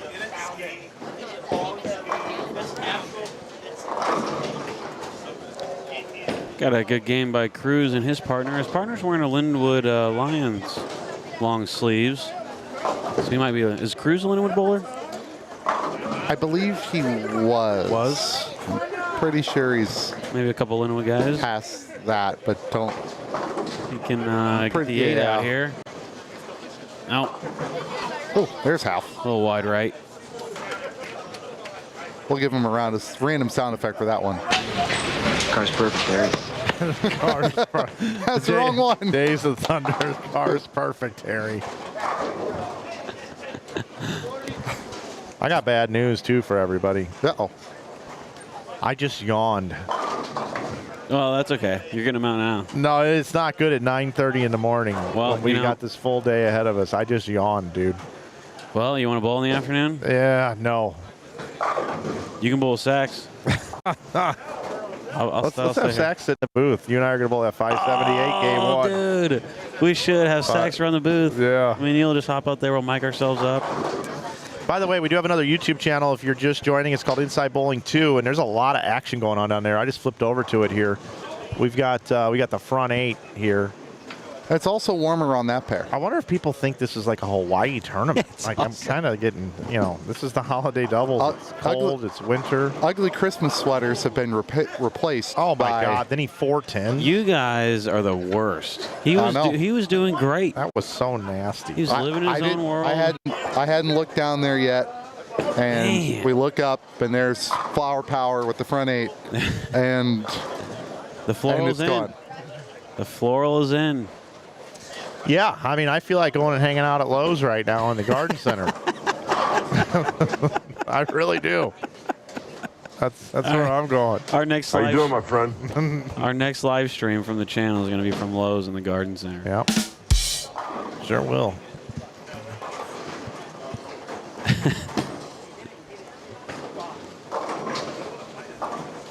Guys, I mean, through 3 games Scores here, are high. holy Toledo. I'm telling you. My goodness. The lanes in the morning are good. Yep. Holy cow. I think I could go out there and average about 210. Oh, Jeez. I don't know, man.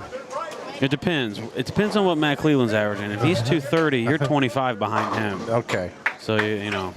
205 maybe. Yeah, maybe.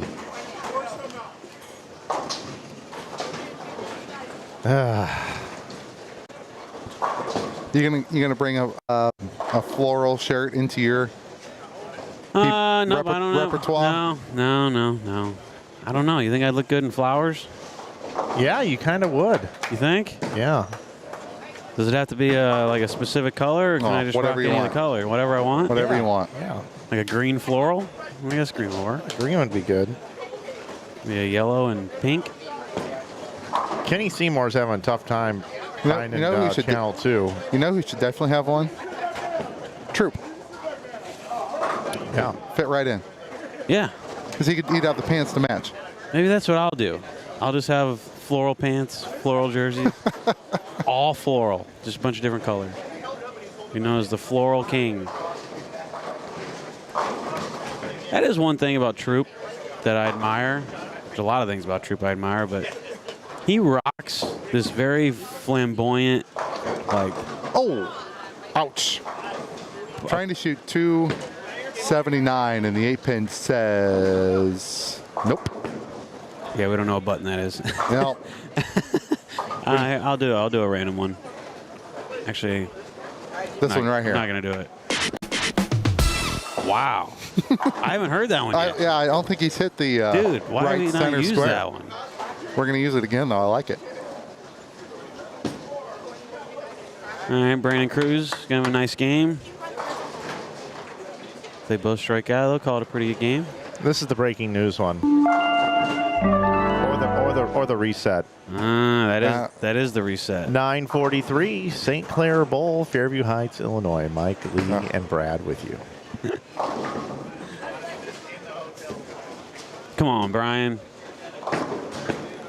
No. You just want to get those hits when scores are really high. Brandon Cruz says, I'm going to throw it wherever he wants. Flower my way to 280. Yeah. With one more strike. Because your hits is on my list. Yeah, we got that one out. Yeah. Nice game. Look at that. It's like that was nasty. And he's got Hammer on his flower jersey. Thanks to Hammer for supporting Hammer Holiday Doubles for year number 9. Did you say, Mike, this morning for Hammer? Yeah, Hammer. Wow. Yeah.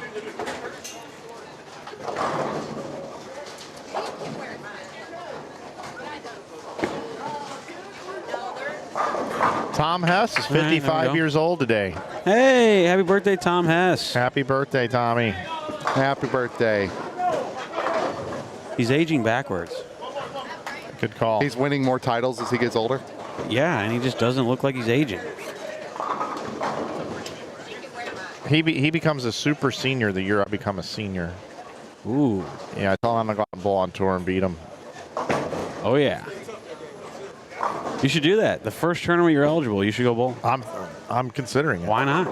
I you should vlog it. Yeah. Hello, ladies and gentlemen. My name's Mike, and I'm on the senior tour, and this is my vlog. I just had the coffee here at the Hampton Inn, and it didn't taste so good. And then Hess comes around the corner at 60. Hey, Mike, how you doing? You ready to bowl, man? Let's go. We're ready. Hey, buddy, how you doing? He comes over, starts rubbing my shoulders super hard, and I just fall to the ground. I can't bowl, guys. I'm hurt.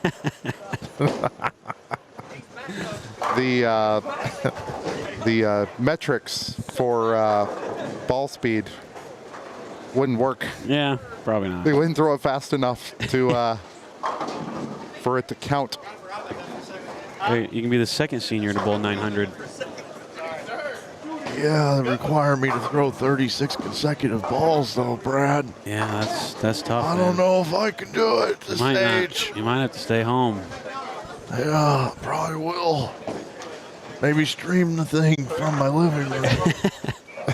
Yeah, call commentary from your living room. Yeah, I don't even know what voice that was or why I'm saying 50 years old is old, because these guys bowl so many squads a day at Ron Moore's event. It's ridiculous. Well, the senior tour bowls more than the national. bucket crumbler. Yes, There you go. that is what everybody wants in their 10th frame. So 37 and 38, Brad. So far, we had one bowler who didn't have it. The other, and he shot 192. The other three scores on this pair, 268 with a stone 8-pin to stop the 279. 257, so that's 5 1/4. And Bogle here, one more on 37. Carries the bucket. That's Nice how game. you capitalize Look at on that for 269. Got the extended fist pump. Look at that. Walking all the way off. You got to pick up your partner on occasion. Partner shoots 192, says, I got this. 61 over, doesn't hurt. He's feeling it.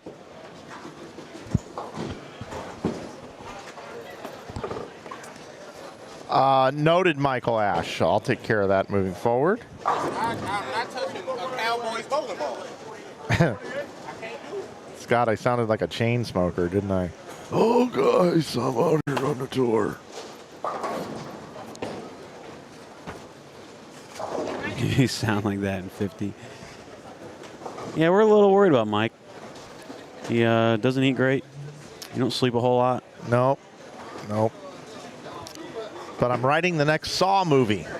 How's that going? 15. It's going well, yeah. It's going well. I'm doing the voiceover right now. What's the first scene? What's the contraption? Basically, Jigsaw comes on and goes, Hello, everyone, and welcome in to another edition of Saw. Does he wheel in? Like in a yeah, little chair? yeah. That had a little Batman tone to it. Tricycle. Right? Would you like to play a game? And I'm like, hell no, I'm out of here, man. Let me out of here. Could you imagine that? Could you imagine, like, if you're, like, out of town or something and you, like trying to go get some groceries and they're like, oh, around the corner. And then you, like, walk in and you, like, close the door behind you and all of a sudden, like, a red light comes on and all of a sudden it says, Hello, Brad. Welcome to the night of your life. Like, where's Ashton Kutcher? yeah. Now you put that too. It says, would you like to play a game? And then Kevin from the chat chimes in, hey, it's Dance Dance Revolution. That's our game. yeah. Dance Revolution for $100 for a C note. It's like you walk in and the guy's like, hey, man. And you're like, dude, I love your movies, bro. This is awesome. I cannot believe I'm in one of these places. And then you're dead. Next thing you know, your arm's being pulled off. This is great, man. I'm in a Saw movie. And you know you're not going to make the next one. You're not making the next one. It's cool. You're going to get your moment of fame. I mean, not all of us have, played a cameo role in a movie or a TV show like Mike Flanagan, but that was one of the more interesting series of movies. Very, very creative, especially the first one where they're in that room and the guy's just laying down. You didn't know anything about it. At the very end, he just gets up and walks out, and you're like, wow. That might have been the only one I ever watched. Yeah, I think I stopped after a couple. And now they're on Saw number. Dude, people love them. Now they're not even calling it numbers. It's the different brands of saws. It's Saw Ryobi. It's Saw Craftsman. It's Saw. Like the CSI series. Harbor Freight. That's the cheap one.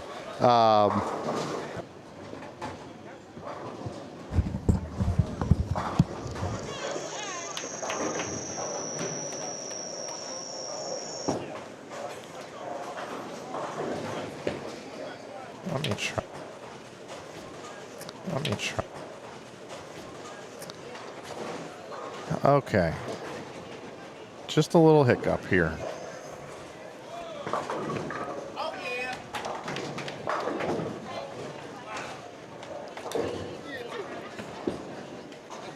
All right. Should be back in business here. I believe we should be.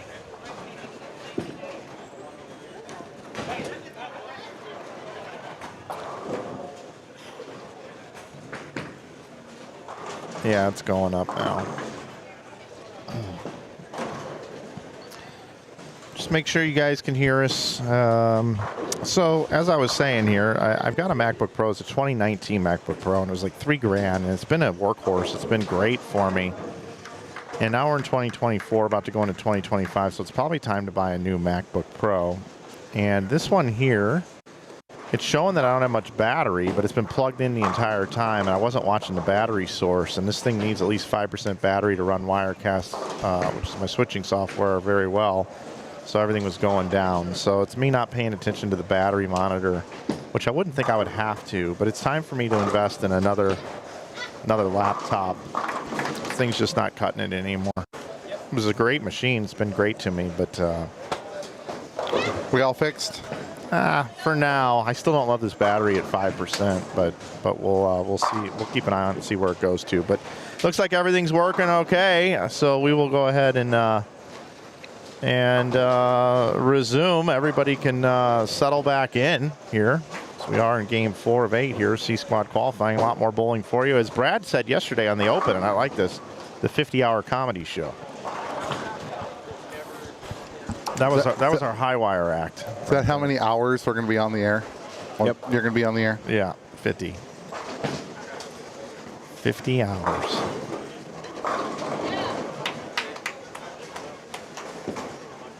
Standings are pinned at the top of the chat if you're looking for standings.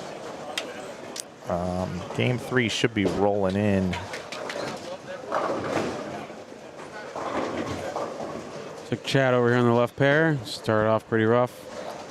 Went split on this right lane. Oof.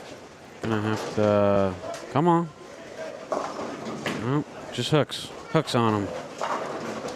Had a question here. Are there any giveaways today? Yeah, I'm giving away all my profit margin on Black Widow 2.0's Ghosts and Hammer t-shirts on Inside Bowling today.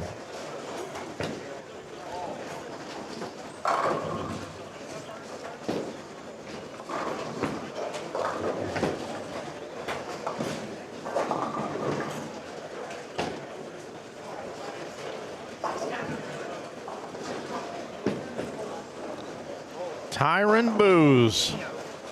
I got a fun story about Tyron Booze. Okay. Right here, T Booze up on 27. So when I bowled at AMF St. Louis Lanes on the Rock Grove when I was a youth bowler, I kind of thought I was the shit. I kind of thought I was the bee's knees in this bowling center, and everything ran through me in this place. I had 300 at age 13, and I thought I was the man. And they kept a, there was one of those felt boards where you could put all the letters in there on the high scores in the center, like all the adult 300s and 800s, and then they would have a youth section. So I had on there Mike Flanagan 300, and I think Mike Flanagan 797 high series in the whole house. And this was like when I was like 13, right? So like it was, I was King Kong. It's my place. Yeah.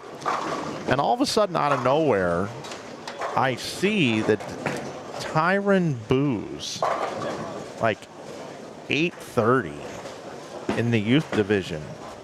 Wow. And I go, who the hell is Tyron bowled in an adult youth league on Sunday that I wasn't any part of? I had no idea this guy bowled, and he bowls 830.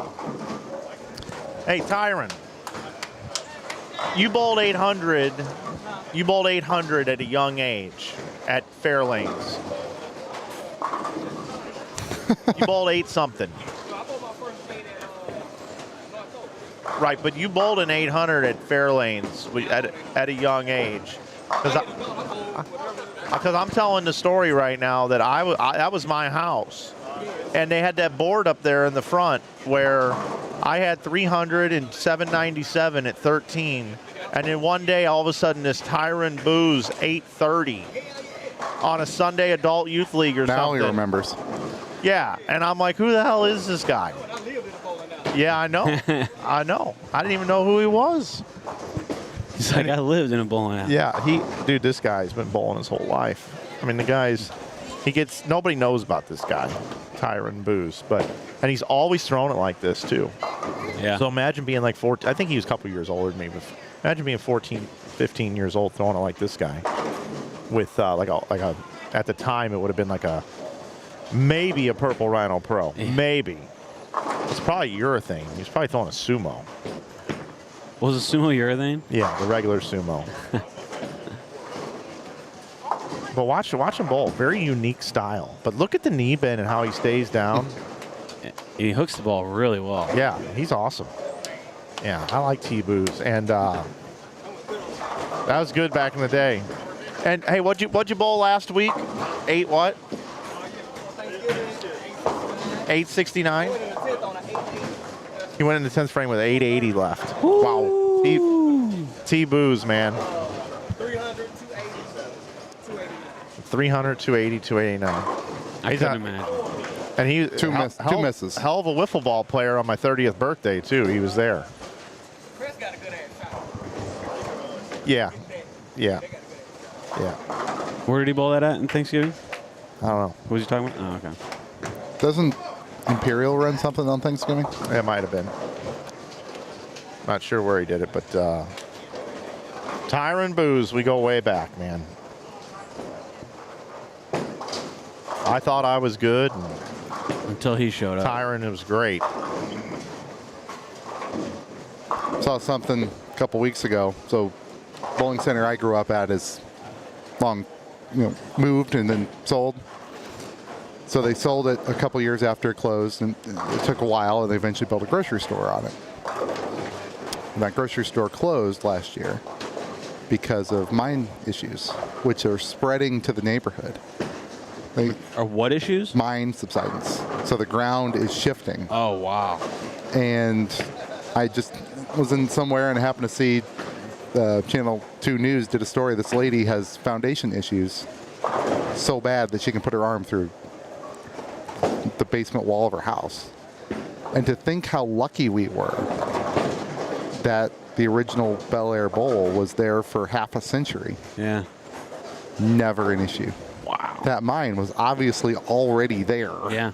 And long gone. Wow, that's crazy. But, a decade and a half after there was no more bowling on that location, now it's to the point where you wouldn't want to because the ground is just. You're funny to bowl in that bowling alley with. Right. Some pairs would be really.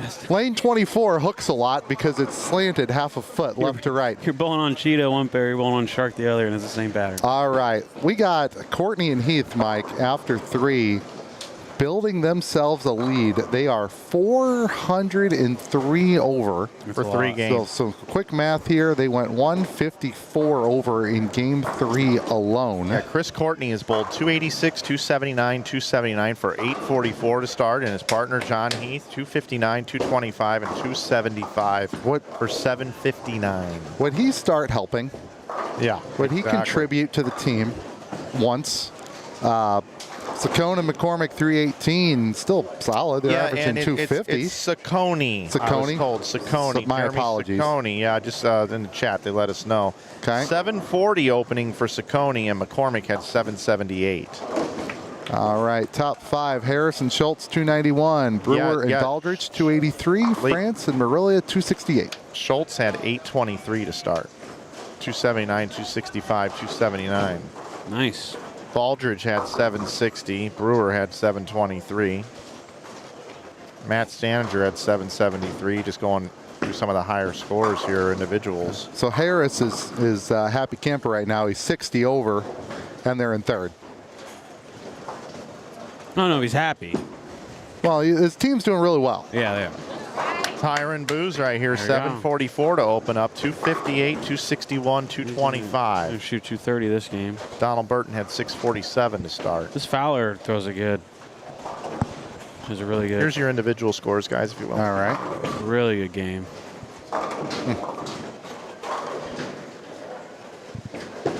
Matt Staninger 773. Alex Denton 772. Jeremy Bright 761. Tyron Booze 744. And Alec Keplinger 759 out of the gate. AJ Demond 612. Keplinger, when I was changing out the score graphic, he goes, Mike, how many of those Black Widow ghosts you got left? I got to get one. I'm like, we're getting down to single digits, my friend. At $119, I don't know if they're going to be around much longer. Mine is served me well the last couple years. My Ghost. It's kind of, it doesn't look like it did when out of the box anymore. It's Braden Fowler. Yeah, Adam says, does Amir Fowler look like a right-handed Mike Dole with his approach? Let's take a look here. I can see it a little bit, but Fowler strikes. So once it leaves the hand, it's a little different. Shots fired. To a former champion of the tournament. Yep. That got dropped by his partner. That I'm going to bowl with next year. Well, you've already got a partner for 2025, and you're going to win in 2024? Yeah. Is that the deal? Winding them up. Give me all the lefties.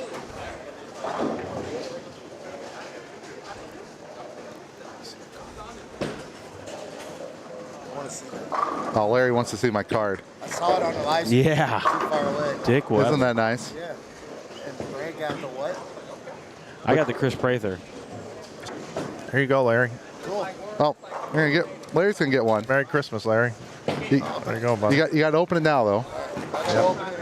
Oh yeah. Bring it into the booth real quick. Larry's going to open one of the PBA Leaf trading cards available at InsideBowling.com. Here we go. What's Brad Miller. I don't think that's possible. Oh wow, Kyle Troop. This is split signatures right here. Kyle Troop, 1 of 1. That is sick. Awesome. You got to get that autographed. Yeah, definitely get that one autographed. Larry getting Leaf cards. We got them for sale right now. I was able to acquire a couple hundred of these things from a guy on eBay. I said, hey, look, I think this would be really cool for holiday promotions on Inside Bowling. I think people would love it for stocking stuffers. They are great for stocking stuffers. Slammy Global Tour. Yep. The Slammy Global Tour. Yep.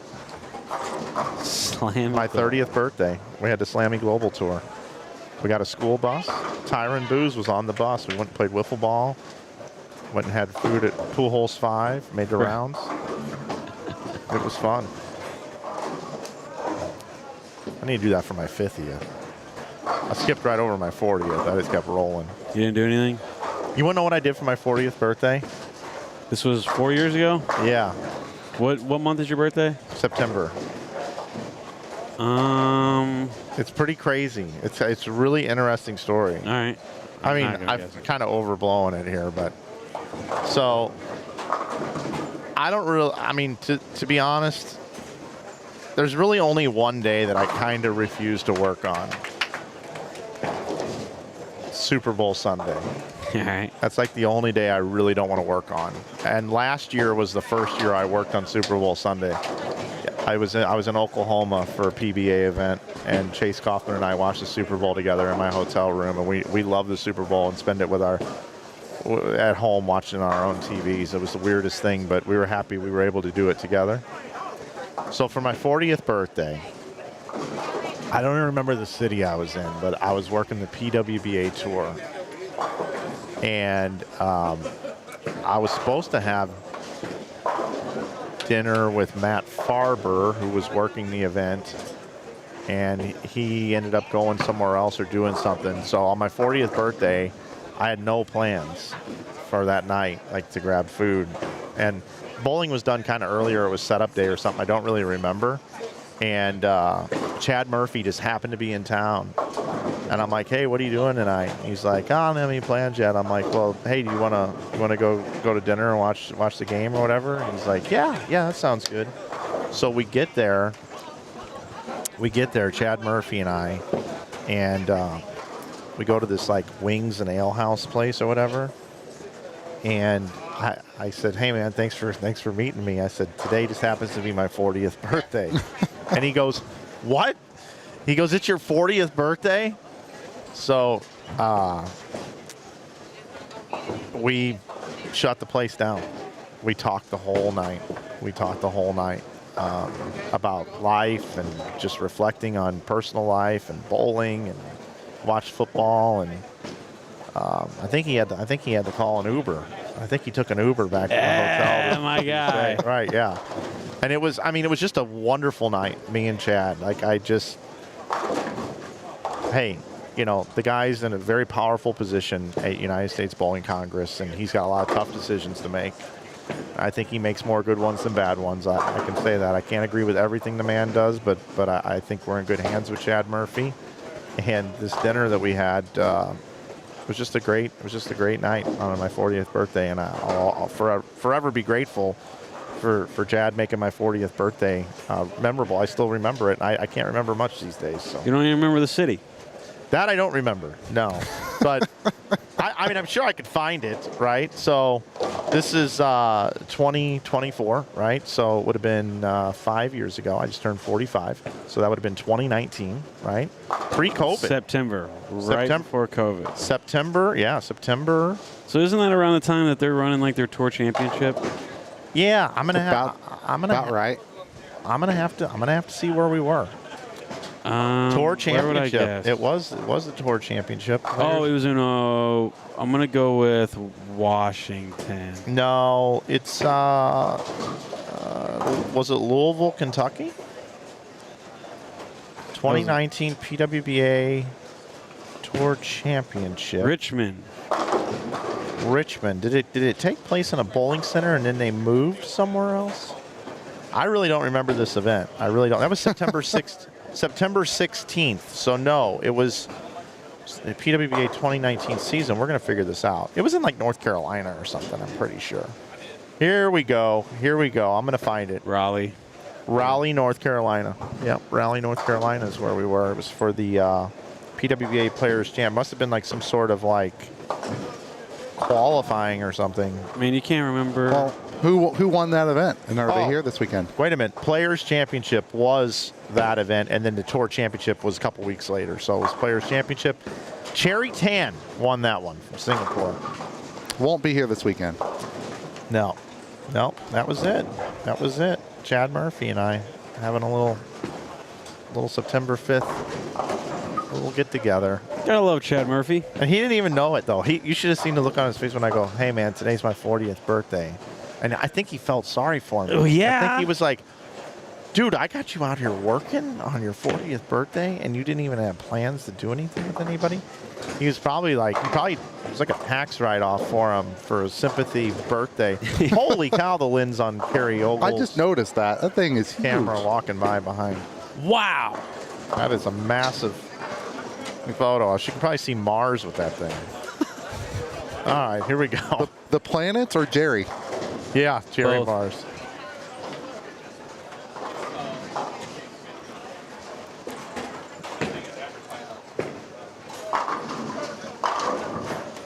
That was a good shot right there. Do I know this guy?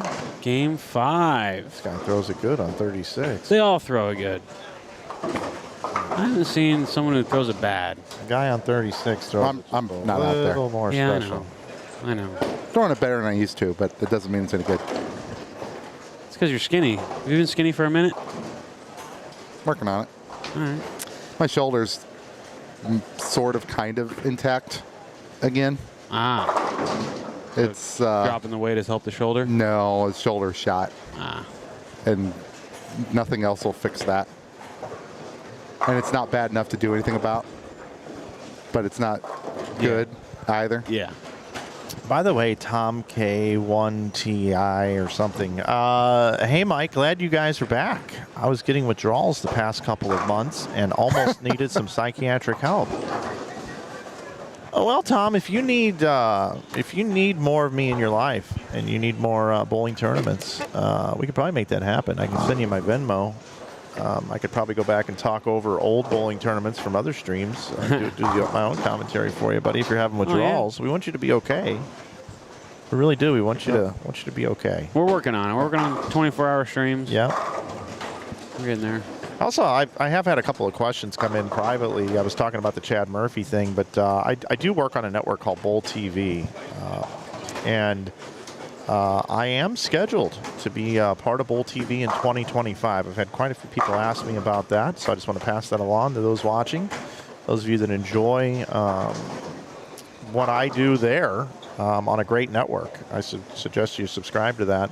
Best Players in the World PBA Tour gets kicked off in Delaware coming up in January. I believe right now, and don't hold me to it, but I believe I'll be out there for about 6 or 7 events this year in some capacity. Nice. So, yeah. Do you serve other capacities besides broadcaster? Yeah, I do actually. Sideline reporting, producing. Taking out the trash? Yeah, once in a while I'll take out a little trash. Human resources out there a little bit sometimes. It's got it all. Yeah. Yeah, but it's should be back. Should be back spending some time out there on the road. Watching B. Millie win some titles. I can't talk about, that would make my year, bro. I know. You win a title this Yeah, year? that'd be cool. Holy cow. But I will tell you this too. I've got a pretty big announcement that I really have to keep close to the chest. That's going to be on Inside Bowling coming up. Thank you, Lee. Big announcement coming up Inside Bowling just after the first of the year. Everybody got a big one coming up. Can't talk about it. I hate to be that guy, but I'm telling you this because I want you to really look at our social media right around the first of the year. I've got something that's going to be going on. It's something I'm very, very proud of. Which one was the applause? Was it this one? No, not that one. That's Lee. a pause. Bottom left. Bottom left is your applause. There we go. Now And on the applause, you got to kind of fade it out. All right. You just kind of got to do that every time on the applause because it just goes on forever and then bring it back up. Okay. Unless it's just good thing you're here, because we would have sat here so with much applause. But Lee, I do definitely appreciate you embracing the soundboard. Thank you. Oh, you're welcome. But don't get too used to it here because we might have some problems. But it won't be today, brother. It won't be today. This thing's not going to work on Monday, but it's okay. And you know what I think about you, Lee. Okay, whatever you think, brother. You're the boss. That's about right. Well, the boss is right there, though. whatever he says. There's the boss. Jerry Anderson's just off booth right here. Uh-oh. If you look at the bottom right-hand part of your screen, we finally have the greatest bowler of all time. And you're gonna see some greatness. Which trading card is? Yeah, I know. Matt? He needs one. Because his touch, look at this, watch this. He doesn't not strike. Bottom right-hand corner. This is 10 back every time. Boom, right on cue. You're not going to see anything different. Although I still have not let him go for missing a 7-pin when we bowled together. You guys bowled this tournament together? No, we bowled a league together. Oh, yeah. He came off the one game all year he was on the bench. And I left the 7-pin, and he's like, I'll pick it. And he puts his shoes back on and misses it by a foot. And I haven't let him go yet. I'm like, I'm not going to miss a 7-pin by more than a foot. Well, I'm kind of getting far down in the standings here. Oh, man. Where are they at after 3? Not out of it. Cleveland's 658, and his partner Mike Lay is 670. So they're both kind of. All right, they're on 37-8 though, which has been pretty good this morning. It's been the dog, or the berries, or the bee's knees, or call it whatever you like. It doesn't mean it'll stay that way, but get in, get out, get your score while they're still there. Which I think it's. I was talking with, we'll call Marty Hartman, Matt's ball rep today, and he's like, can't believe they're hooking this much this soon. Now, of course, Matt can trick it through the front like with the best of them, but he's like, yeah, and Matt could be like, it's just rough. Left a couple 10 pins and 7-pin. I'm like, Matt, you shot 772. Enough. But yeah, if you get to pull the Matt Cleveland trading card, I'm pretty sure I'll sign it for you. Oh, you gotta. Absolutely. That one's all of them are 1 of 1. It doesn't even matter. It's just Matt Cleveland. I bowled a double tournament this past weekend here in St. Louis, and he was on my pair. And it's just amazing. You know, you don't see bowlers like him anymore in the sense of how well he can play straight. And a lot of people nowadays, most people, they see their ball hook and they move left and they get in the oil and they grab a handful. And you have guys like Matt who are very low rev rate that just do it differently. They stay straighter. They find ways to not get their ball to hook without, you know, having to move left and in the oil. They stay out there, and then it's just dynamite. So since I had to restart the computer, I put the graphic back up, and Lee's gone. Ouch. Yeah. That's okay. Sorry about that, Lee. But there's our schedule. And there's Adam Barta. Yep. C squad going on right now. D squad later today at 1:30. E squad at 7. We'll be back tomorrow with F and G in semifinals, and then Sunday the finals. Mike, you got to get some action betting going on for these squads. Just put me and Sachs versus someone else in the squad. Make a number. Put us plus 220 and just get the chat really gambling on it. Anybody else having issues with the audio besides Chemo?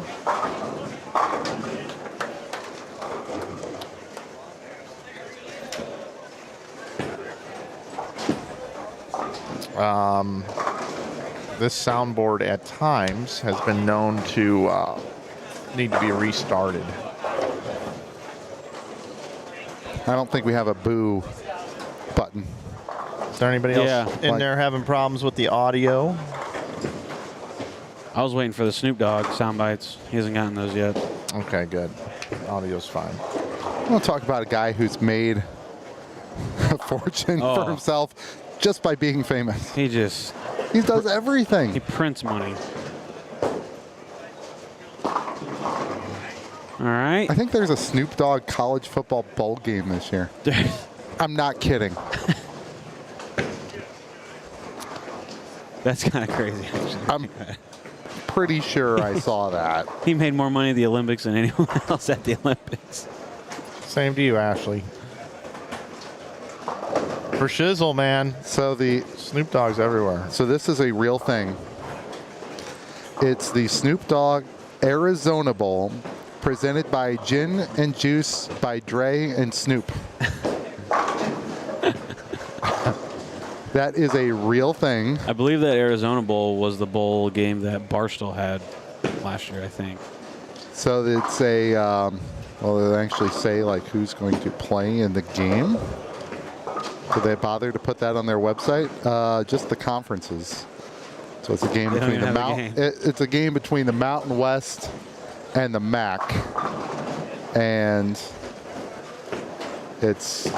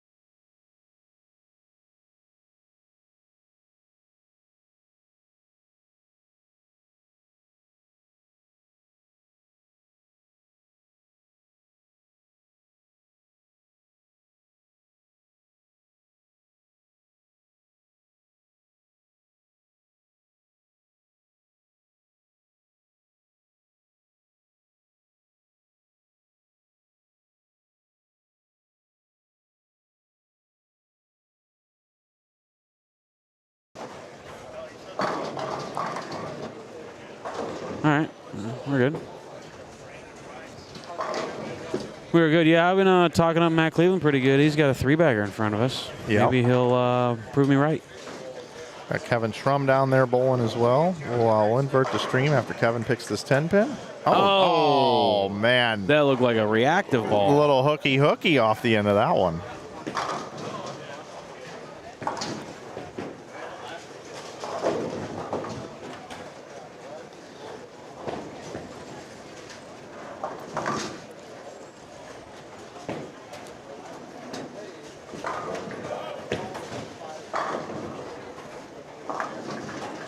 Oh, look at that strike on lane 36.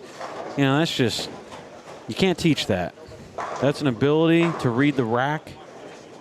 Matt Cleveland up on the right side. Bang.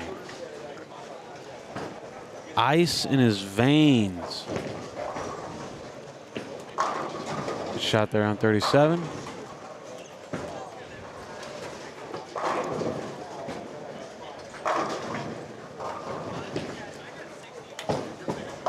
Ooh, there we go. I love the way he throws it. It's unique. Yeah.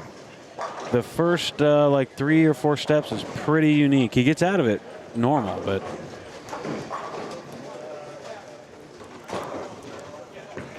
shot here on 37. Lane is hooking.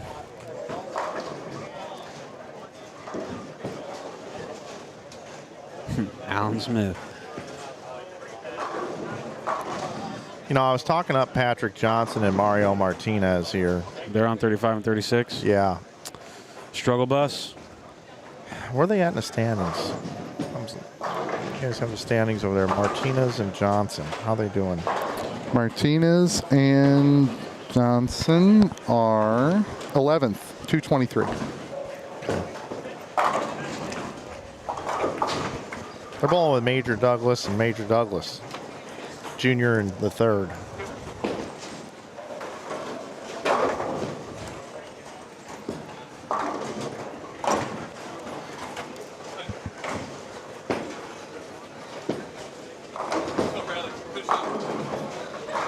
Hit it. Oh, my. There we go. Yes, that's sir. how you get that 10 out of that. Nice. You want to see the definition of raw power? Absolutely. I mean, this is not. I mean, this is better than Simo, EJ, Troop, Belmo, all of them. What have I been saying? Right here. Look at this. I mean, thumb and fingers out at the same time. I mean, Knocks look it at silly. that power.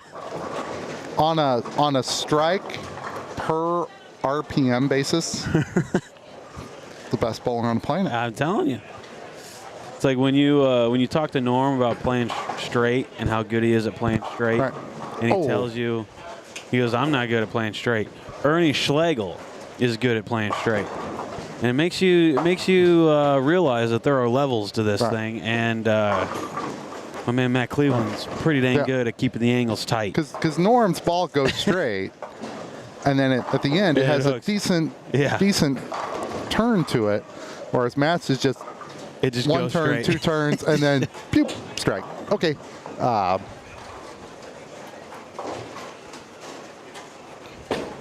Norm would probably be second in that category, only because his rev rate is slightly higher.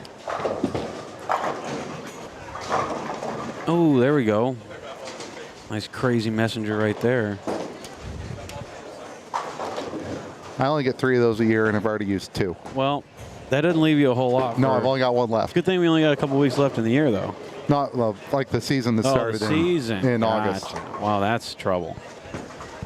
I'm not betting on your team in league. Well, we are, this quarter, we are solidly in.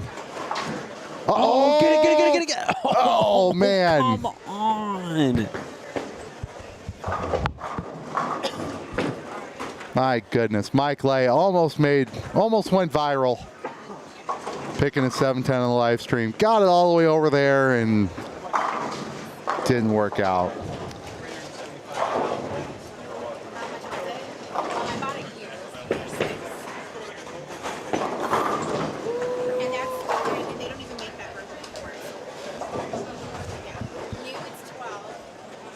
Look at our camera professional here, Carrie Ogle, brought a different camera over. The amount of bowling autographs on this thing.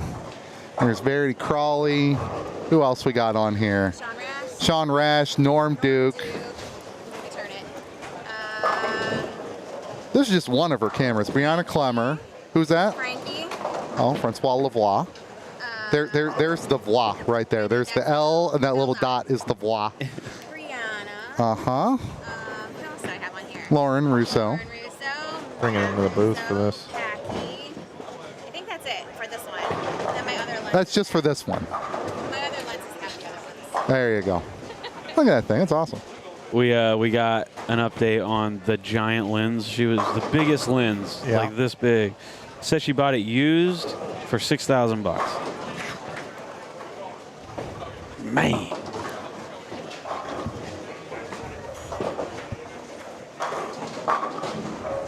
Got on the wrong one here. No. I'm over here digging around. I'm looking for a part. No. To your point, we're solidly in 20th or 21st place. Yeah. This quarter. Yeah. We've bowled all the good teams this quarter. The only reason we've gotten like 15 points is that we bowled the blind, so there were 7 of them. Cleveland. Man, ham turkey lunch. I love this guy. All right, read them off, Brad. We Standings have some after new 4. standing. Courtney and Heath. What were they after 3? 403, so they had a 480.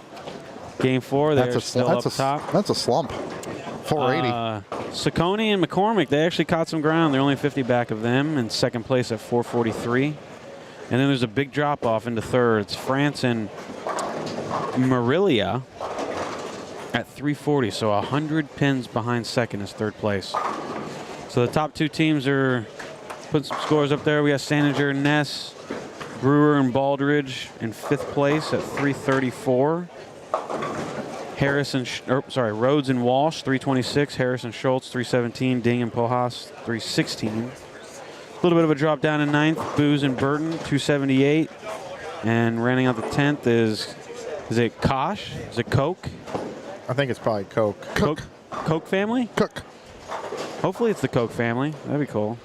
And Monroe, they are 10th at plus 276 after 4. We bowl 8 games, and we are projecting the cut to be somewhere around 550, maybe lower, maybe higher. But that is right around. Where does 275 land right now? Right at 10th place.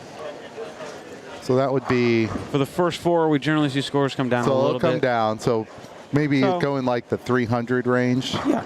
320. Yeah, there's about 8 teams on this squad that are pacing. Pacing what we'll think should be fine. Yeah, pacing what 5th place was on last night's squad. So scores are a little higher. All right, other notables below there. Leshakar and Collins, 15th, 233. Cruz and McCoylis, 19th, 212. Cleveland and Lay, 24th, 168, although they keep this up here on 37 and 8. That'll change. Hammond and Lewis, 26, tied for 26th, 166.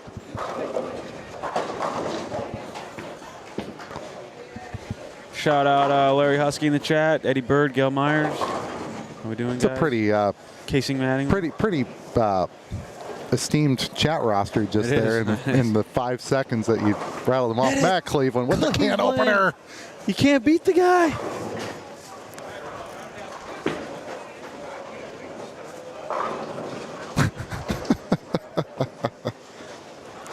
I'm supposed to talk more positively about our standings location. Just a bump in the road. Well, the first quarter, I think we finished in 11th. Well, you bowled all the good teams in the first time, so hopefully the first half. So hopefully there's some.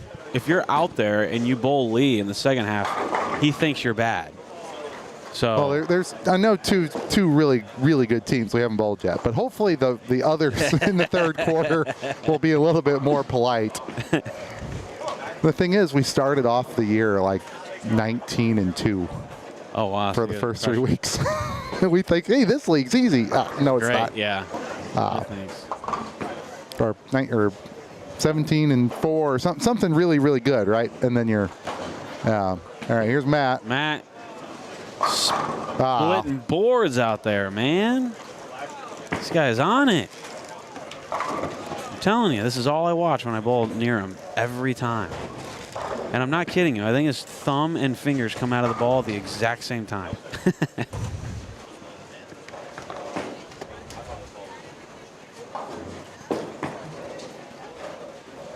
Hey, Brad, straighter's greater. I know. I know. I miss it. Especially on 37 and 38, Weber versus Walter. I know. They're bowling on the hook stuff. Mike Clay almost picked the 710. He's got a should have picked. He did all the hard work.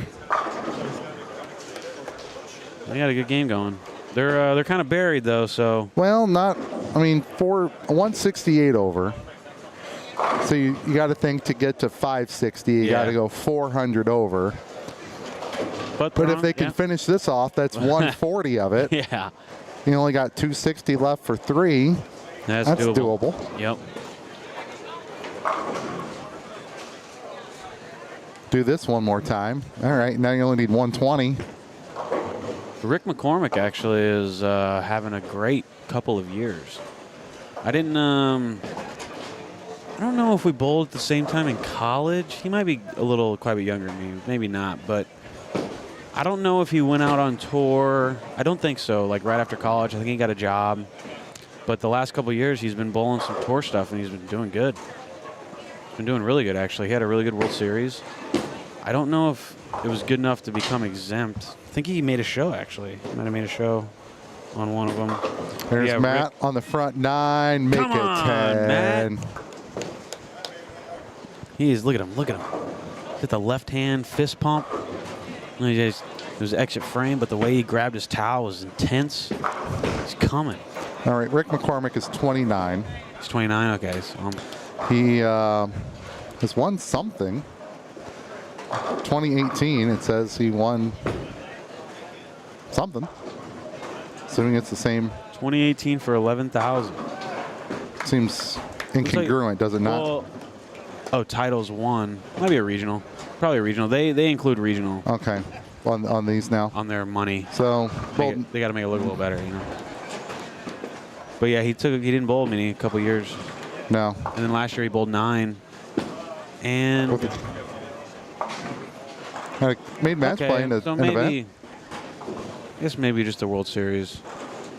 All right, here's Matt. Come on, Matt, for 300. Yes, he's got it. He did it. I'm claiming this guy is the greatest in the world, and then he posts 300 on stream, man. How awesome. He's so ecstatic. That was awesome. Great job, Matt. I've known Matt for 15 years at this point. That might be the most excited I've ever seen him. Like, he's fist pumping, man. Now kind of a big shot for his partner here up on the right lane. They bowled the doubles tournament together that I bowled this past Sunday. And, yeah, Matt was kind of doing the same thing. See if Mike Lay. Come on, Mike. After a brutal 7-10. Yes. That's 5 Great in a row. Shot. He's triple fist pump. That's shot. about as excited as I've ever seen Mike. Well, he was kind of doing the same thing Sunday. He'd leave like these 7-10s in like the worst places and just get tapped in 7-10s and just he was kind of having that same struggle. So for him to pull this game out, when partner shoots 300, that's sweet. But the other guys on the pair, not so great. But see, this is, I mean, we're seeing a couple guys on the right lane. They got some rev rate. They're playing in. They're hooking it. And it's okay. Whoa.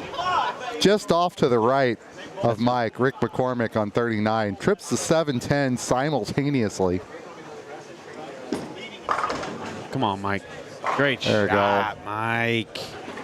Now we're talking. I mean, not often could you say, I would have shot 240 if I would have picked the 7-10, except he put it all the way in the other channel. Oh, yeah. I mean, what are you going to do? You're going to take the guy on 37 that has a bunch of rev rate? Why do I not know this guy's name? Or are you going to take the guy with no rev rate? So there crosses Matt Bilyeu and Corey Hersha. We should have said that 25 minutes ago, but.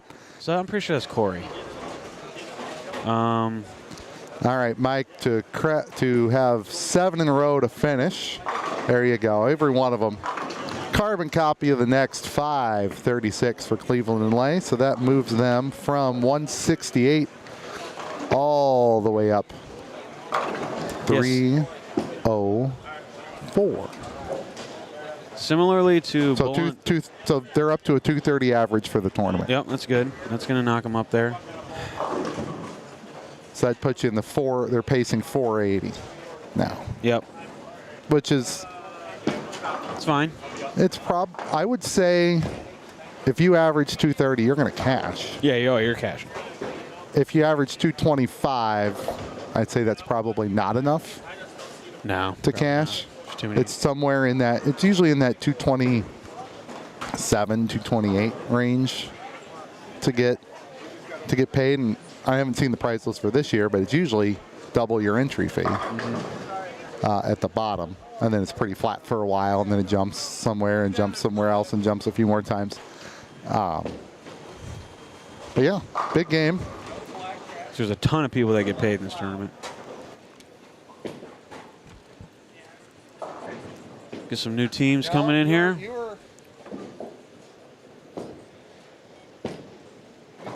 What pattern is laid out? This is the house shot. So I gotta tell you something behind the scenes here, everybody. I want to bring everybody in here for just a second. All right, so guys, I've been trying. I got this new soundboard. I've never plugged my phone into it, but as Matt Cleveland was bowling, I was thinking in my mind, he reminds me of Don Flamenco from Mike Tyson's Punch-Out.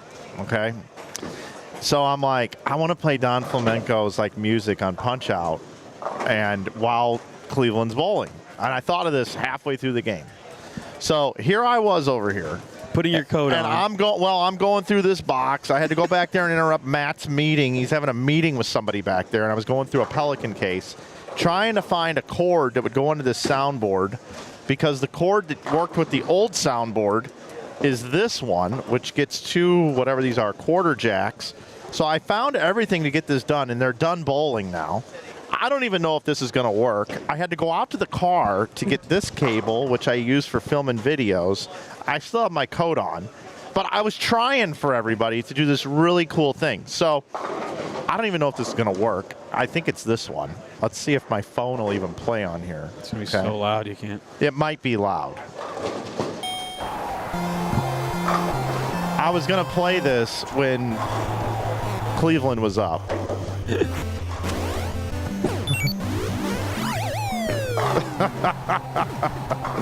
So anyway, for those of you that were Punch-Out fans, I tried to get that done for you. Here's Flamenco back up again.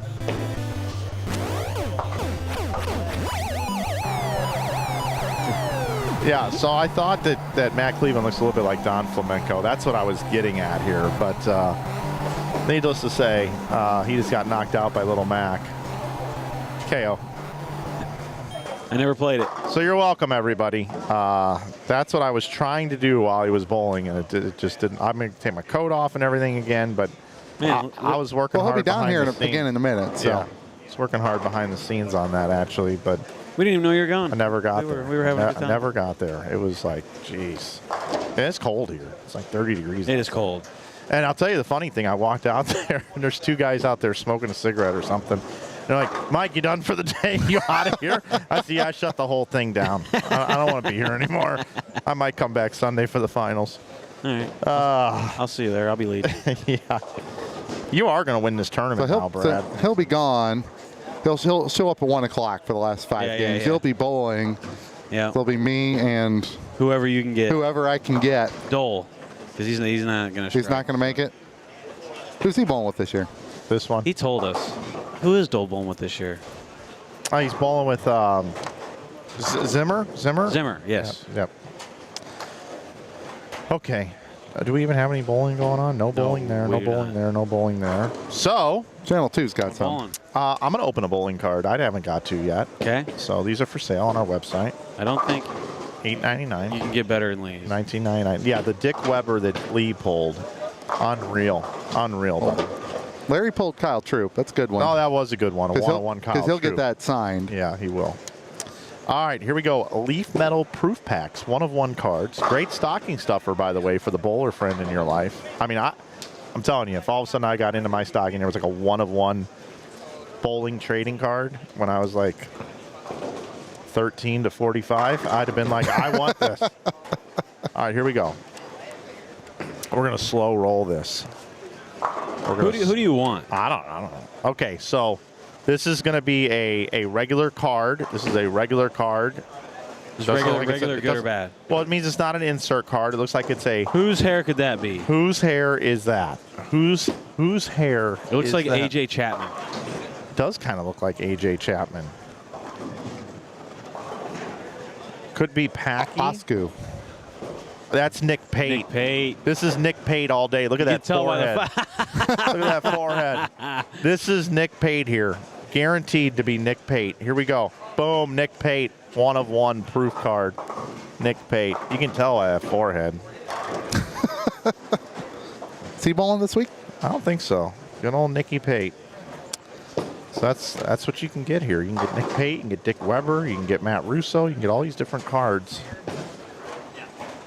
And I got them while supplies last. I'm trying to get in touch with the folks at Leaf. I want to be like an official distributor of Leaf bowling trading cards on Inside Bowling and have access to all this cool stuff. They haven't gotten back? I really haven't extended the olive branch yet. I have a mutual friend that's very good friends with the owner, but I haven't played that game yet. I haven't played that card yet, but I will. You know I will. I'll play that card. And then when I'm done with the whole thing, they're probably going to be like, Thank you. You're welcome. You know? All right. And then maybe, hey, you know what might happen actually? But not today. They might say, why don't we go to dinner? And I'll be like, where? Let's meet at the Red Onion at 7 o'clock. We'll meet at the Red Onion. And then maybe they'll be like, hey, I want to carry these cards. How much is it going to cost me? I'll give you $10,000. Oh, you're going to give me $10,000, Leaf. Okay. Well, I need a little more than that for Lee and Brad to get it on it, too. I tell you what, I'll give you $14,000. All right, that'll work. No deal. That'll work. We're walking. No deal. That'll work. I'm your agent. No deal. I'll tell you a good deal. You feel it's getting warmer? There's Brandon Cruz. Got and there it goes. Yep, got some bowlers bowling again. Oh, it just warmed up again. Wow. There we go. And flowers everywhere. And to those of you that care, the laptop has gone from 3% to 5% to 6% to 7% and is now hanging at 5% battery life. So, and this thing's been plugged in the entire time. So we are nursing this one home, folks. I'm gonna have to go buy a laptop on the break. Could you imagine me trying to get that fired up, putting all the installing of all the software and everything? Well, it's a good thing I don't have to stream next block. Yeah. For you guys. Hopefully this thing. Lee, you got to deal with it. I got it. Yeah, I know. I will close the MacBook for the hour-and-a-half break we will have, and I will get this thing up to about 20% at least. We got Colin Walsh here, Columbia, Missouri resident. Bowled a lot in Kansas City and St. Louis. Good player. And not on that shot. Okay, we don't have a split. Not everybody can withstand the barrage of compliments like Matt Cleveland can. I know. He eats it up. He just you knows, talk him up and he just rises to the occasion. He knows he's that Not guy. everybody can do that, though. No, I know how to pick him. It's a valuable skill for Calcutta's. Yes, it is. Too bad I don't go to him. I mean, anymore, you just try and get A.J. Rice and whoever his partner is. Yeah. My career return on investment on Calcutta's is positive 400%. Wow. One time? One time. There you go. Who'd you have? Myself. Hey, nice. $20. I always love it when I go for like the minimum. Well, Like, that was the minimum. It's the best. I bet on myself to stay out of the field pot. Yep. And it worked out. Got $100. So that's a WA. ROI is WA with 400%. I should just stop. Oh, we're not on that. See Rick McCormick there on the bottom right. Their team's actually doing pretty good. We're back on. Yeah, on the bottom right. There's Chaz back on live stream. Okay, Chaz. That's how you start a game when you're on camera. You throw a good shot. You get a couple to kick out. The flies just got swatted. Ouch. We got Dallas coming in hot. It's gonna be game 6. We're gonna hope we get game 5 update here. So they were still up top after 5. They were 334 over. So After 4. After 4, I'm sorry. I can probably. Well, they're down there. Never mind. Hopefully they can get that to 400, and then. It's nice these people right in front of us. We can just go steal their sheet and look at it, but they're down there, a few pairs over. We'll Kind of stay out of their way. Be a single team pair. Well, maybe not. There is one of them. How you guys doing? Good to see you. And so the people who started on 47 and 8 would be on 19. And so they're going to hit our TV pair game 7. I had that sheet wrong yesterday. Okay. So I don't know. So it says 47 and 8 because that's where Collins and Leshikar started, all by themselves. It says it'll be on 35 and 36. Okay. I mean, we can test it. So Brewer and Baldridge started on 13, and this is game 6, and they're on 31. They're on 31. Okay. So it looks right. to be correct. Yep. It's not my fault if you got poor information yesterday. I was not here. Well, we could have been. I know who to blame. It's, of course, Mike. Mike, yeah. But yeah. Well, he started. He said he couldn't read it, and I tried to read it, and I couldn't read it, and then. So it's definitely his fault. It's always his fault. We do not have a match going on in front of us. I'm not sure what's going on. Well, like this could be the blank pair, though. So 19 and 20, game 6, would be on 37 and 8. So 37 and 8, this game is blank. So for the second time this block, the ghost pair is just going to sit there, and we're just going to look. You're just going to keep staring at this screen, saying, "Hey, Matt, Cleveland 300." Yeah. You're just going to look at it for another half an hour. Chaz going up on the hoping to pin. pull a trading card. Yeah, we gotta find out what the most expensive one is. I think it's a Belmo card. Well, this isn't getting sold. No, you can't. There's no price for this. No, that's a Dick Weber one. Dude. This is there is no, a price requires a buyer and a seller, and there is no seller. Yeah. The Dick Weber one is really cool. I have a picture with Dick and Pete when I was really young, and they both signed cool. it. Yeah, it was neat.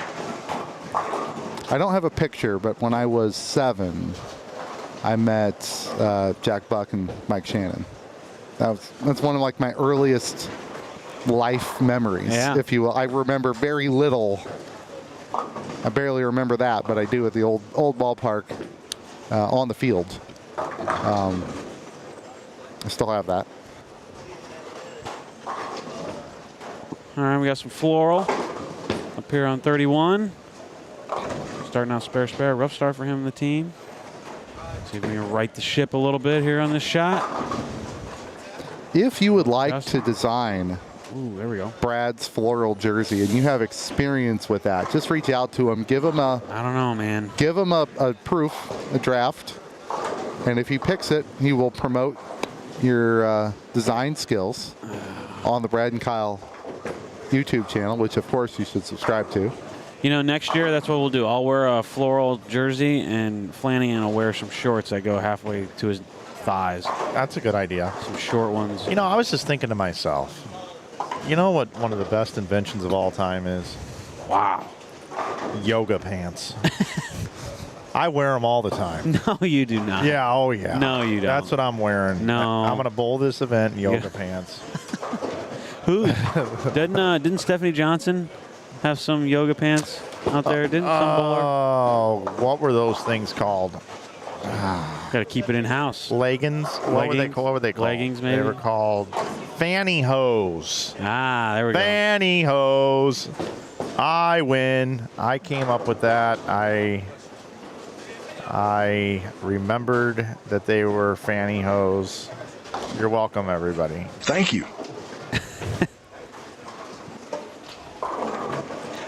Fanny hose. Chase Rhodes on the Strader's Greater train. A little ring 10 on the 4th. Yeah, he likes to give me his play-by-play games. Oh, yeah. Every year. Should we get him in the booth? Earlier it was like 270, 180, 270, 180, something like that. What's that? You can buy them here, $20. Yeah, if you want something, $20. I don't have any shirts here. Yeah. Yeah, for sure. Those are the shorts. Selling hats out of the booth. Yeah, those are the shorts. Those are the shorts right there. You know, my brother used to wear, he had a pair of Converse shorts. And these things were like Daisy Dukes for a man. And my brother wore them. And I didn't give him enough of a hard time about it.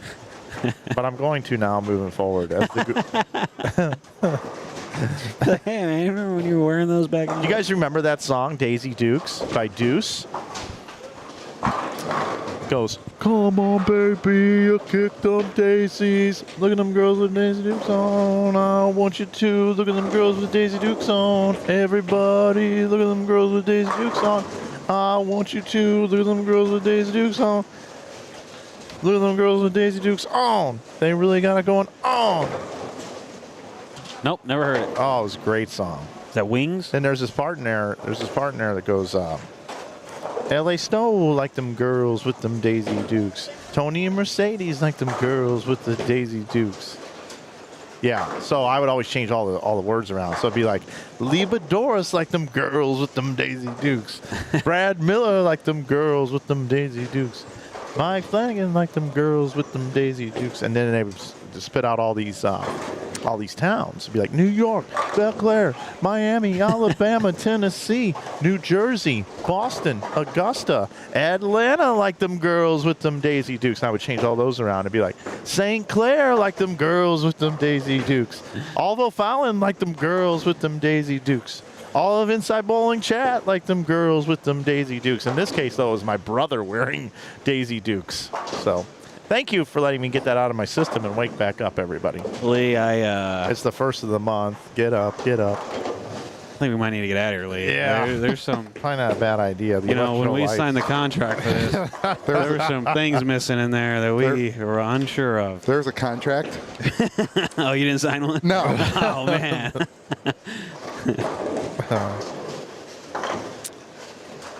Oh, boy. What a great song. Daisy Dukes by Deuce. Ah. All right, Floral. Come on. Oh. Big four. He's just getting hooked. Hook, hook, hook, more hook. Then you got Chase Rhodes over here that's going to throw it so hard, Mach 19, that he don't even know what hook is. Like a ball hooks? What does that mean? That's a different song. I want to know what hook is. I want to know what hook is. Oh, it hooked on him. And look at it. He's like, dude, my ball ain't hooked in 4 years. How the hell did it just hook too much? I want Brad to show me. He's probably blaming the lane guy. The only song I can think of right now, though, watching this guy bowl. Which guy? Which guy? We got 4 of them. Floral. Okay. Floral. Is this one right here. The Beach Boys.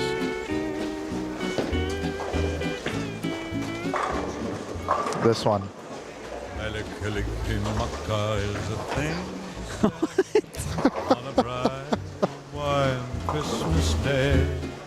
I can only play a little bit of it because I don't want to get demonetized.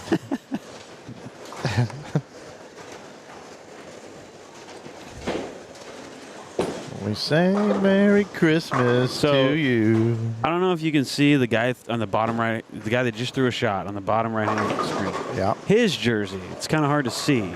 It's not as noticeable as the Floral, but his jersey's loud as well, but with skulls. I'm kind of thinking what music you would play for our friend here on lane 35. It's got a very flamboyant shirt with skulls on it. It's kind of hard to see. It's a small camera angle. Got Chase Rhodes up again on the left. What's he going to do? What adjustment are we going to make over here? It's harder. He ain't yeah, harder. More ball speed. He ain't moving. Flat 10. Yeah, oh, look at that, Mike. He's like, dude, I ain't left a flat 10. My ball's hooked before I've left a flat 10. Yeah, whatever. Just, yeah, whatever you guys want to do. We got shots. 20. Yeah. Oh, what is this? Oh, look at this.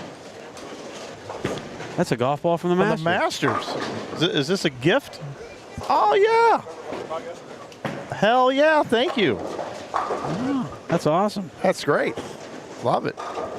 Love it. Put it right there on my desk. Do you have, What's that? I do. I got cards. Okay, 2 hats. Thank you, guys. Appreciate it. Selling hats up here in the booth. You're the man. Yeah, I got cards. How many cards you want?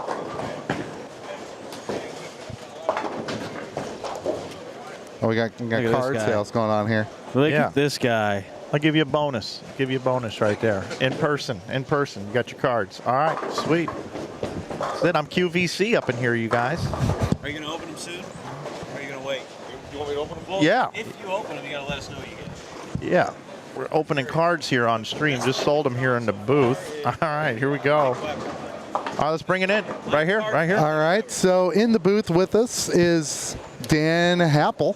Dan Happel's got some cards. He's got some cards here. Longtime supporter of ours. First one is, that's a special one, Mike. It's the landscape side. What's he got? EJ? He's got a landscape Oh, EJ. he got an EJ Tackett pin action, 1-of-1 proof. That's a good card. That's a good card right there. That's one you can get autographed. Yeah. Lee, they can probably all be autographed, my friend. Well, Not Dick Weber. Well, good. what's that? How you doing, my friend? He'll be back. He'll be back. All right, what else we got here? You got an EJ 1-of-1. Yep. It's pretty good. He might go down as How the come greatest everybody's ever. having so many problems opening these things? I don't have any problem at all. It's because I open cards Well, constantly. I'm a card. I was afraid to like rip anything or bend anything. Right. Okay. So I was like being all delicate. Leaf trading cards. Leaf trading cards. All right, you got him there? All right. He's ripping them. Pack ripping. All right, what do we got? What do we got now? Oh wow, this is a double. This is a Richie T Sportsmanship Award winner with Chris Vi. Gold vinyl 1-of-1 proof. Gold vinyl 1-of-1 That's a nice proof. looking card. Yeah, it is. Dual there. 1-of-1 proof. One hand versus two hands. Yeah, one hands versus two hands card. That is very cool. All right, what do we got next? All right. Oh, Tricky Dick here. We got Off the Hook with Dick Allen 1-of-1 proof card there. All right. Digging that gold vinyl right now. Digging the gold vinyl. And, We need a Kyle Sherman one. Yeah, he's in the set. He's in the set. Is Brad in the set? No. No. Oh, darn. No, Brad. He demanded too much money. EJ again. Oh my gosh, that's a beautiful EJ card. 1-of-1 proof right there. That's nice. You got 2 EJs. Awesome. Nice. Beautiful. I would say 2 EJs is pretty successful. That was fun. Thank you, sir. All right, thank you, my man. Appreciate you. And my man brought me a gift, a Masters Titleist golf ball.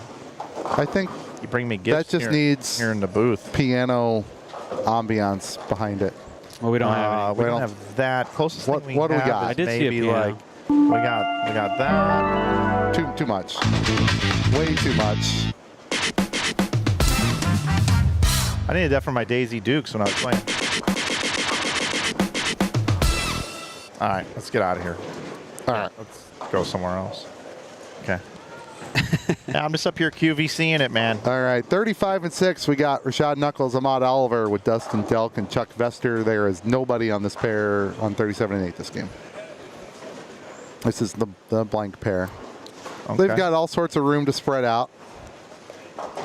We got nothing going on Inside Bowling Brad, 2 right we've now. got Brad. What we do have is a good look at the Skull jersey because he's standing right in front of the camera. I know, but now the He's going to move here in just angle. a second, and it'll be all right.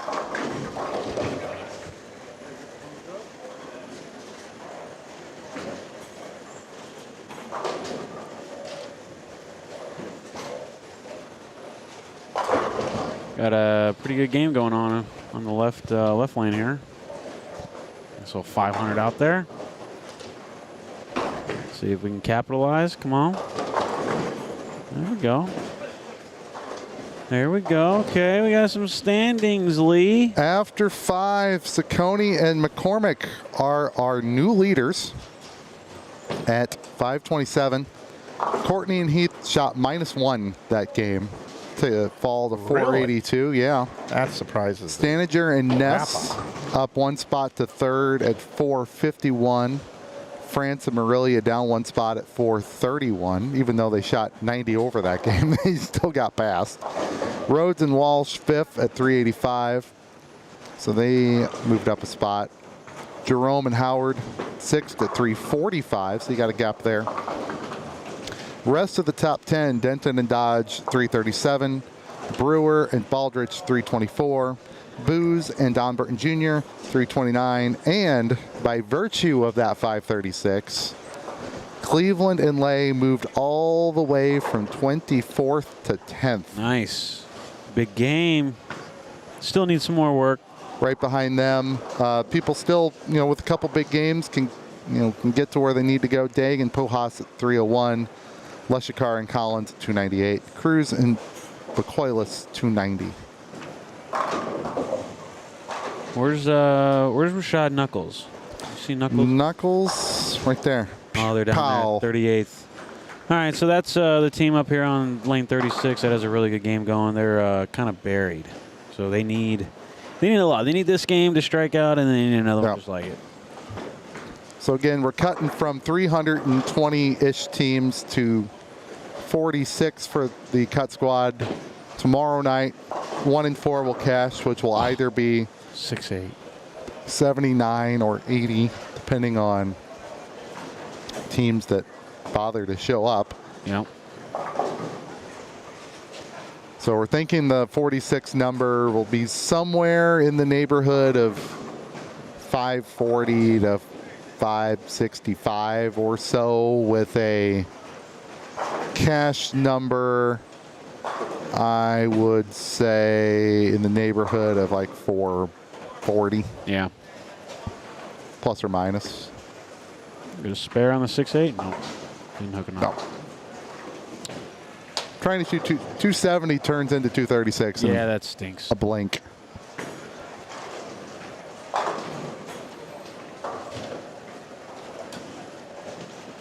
All right. Finishing up game 6. We got 2 more games. Couple hour break. Yeah, I don't know if it's going to be like a couple hours, Brad. I think it might only maybe be like an hour or so. Is it only an hour? Not really sure yet, okay? Well, that's, they're going to run these lanes in an hour? Yeah. Okay. 2 machines out. Well, so we're in game 6. We're going to go to game 7 eventually. Or 300? We got a 290 working on 34. Yeah. Partners are already in the books at 178. Their cross pair is in for 185 and potentially 258. Who bowled 300? Well, that would be Matt Cleveland. No. Yeah. Don Flamenco bowled 300.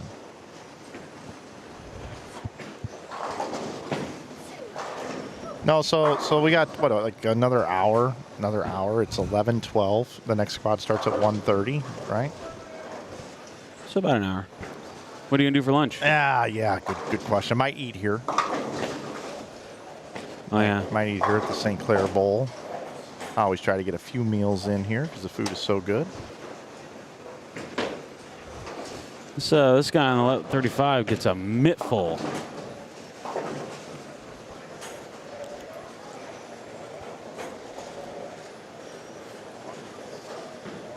Yeah.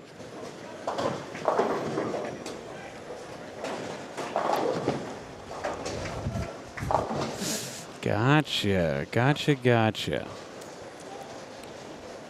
All right, so a little. Well, how about it? There we go. Must leave it a lot. He's got the spare down. I've seen some very positive comments here in the chat. One just came in from Mike Wilkin. I appreciate it, bud. And we also had another one come in just a little while ago. Jesse Broadwell says, last night was my first time competing in this tournament. Mike and Brad, it was a pleasure meeting you. The energy and atmosphere, the people that are involved in putting this tournament together, thank you. Who is that? Jesse Broadwell. Thank you. We're going to have to, so that's a good start. Jesse, if Mike and Brad are, well, I'm going to talk for Brad. You can go up from Mike. Just kidding. We couldn't give each other crap on this booth for 40 hours. It'd be really boring. That would be tough. And if you'd shown up yesterday, it'd be 50. Yeah. This is true. That's why you didn't get a contract. Right. Right. Well, Lee doesn't need one. Okay, whatever you think, brother. You're the boss. That's right. What did I shoot last night? 692 last night. We're gonna have Alec Nothing wrong with Keplinger coming up in Game 7. Alec Keplinger is going to join us. All right. Runner-up to Rookie of the Year.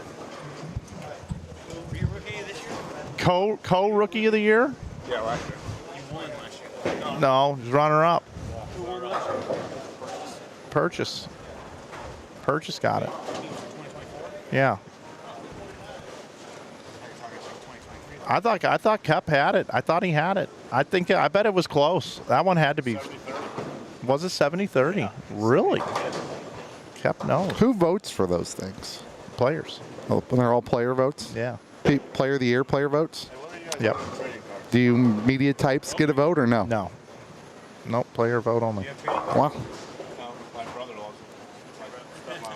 So make you feel good when I'm saying you media types? Media that types, that yeah. definitely includes you. Yeah. Yeah. How much are the hammer hats, Mike? 20. 2-0. 2-0 here. Pick whichever one you like, my friend. I'm telling you, this is like a carnival. Man. Keplinger. Hey, it adds one hit a game. Hammer hats add one hit a game. Got any more? Yeah. He needs 7. You can stack them 3-4 high. Yep. I'm just imagining that. I've got more on the website, but those I have here. $20. $20 here or in person. Looks like Chaz had a rough game on this pair, 31 and 32. I want to say that might be the pair that Landon and them ended on last night. So that's technically an end pair. Ah, okay. Yeah, that's and half the center. 31 to, so the original install was 32 and then 40 and then 50. That 31, 2, 3, and 4 can get a little dicey, but it's not like a bad pair or anything. I don't want to. There have been plenty of good scores on that pair. It's just sometimes it can rear an ugly head. Whereas you look right next door, 29 and 30, you've got Bang 490 and 460. Although Chaz has got it now, problem is that was the problem right there. Is there's just hang down lane, so he might have caught a couple of lefties. Well, Dallas shot 230, so they're not minus. No, so that'll put them in the 340 range. So you still need another couple hundred to get to the conversation for 46th, and probably 100 and change for the cash number or thereabouts.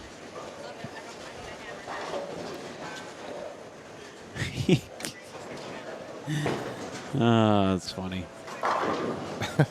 Mike. I did see the Mike, this is Richie Tace. That sounded like Belmo, actually. Mike. Oh yeah, I kind of do the same for both. Mike. Mike, this is Richie Tace.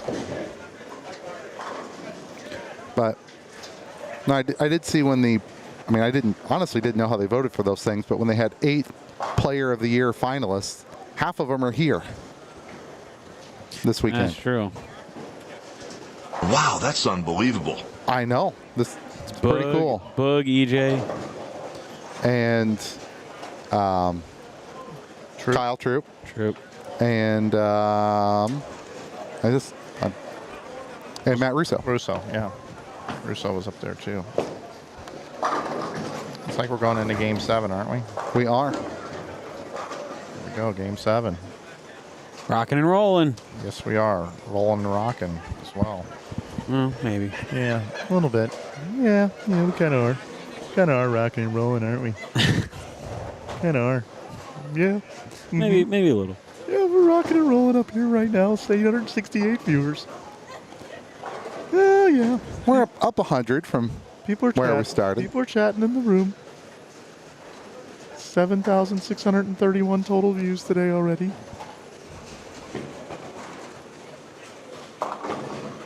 $11:18 a.m.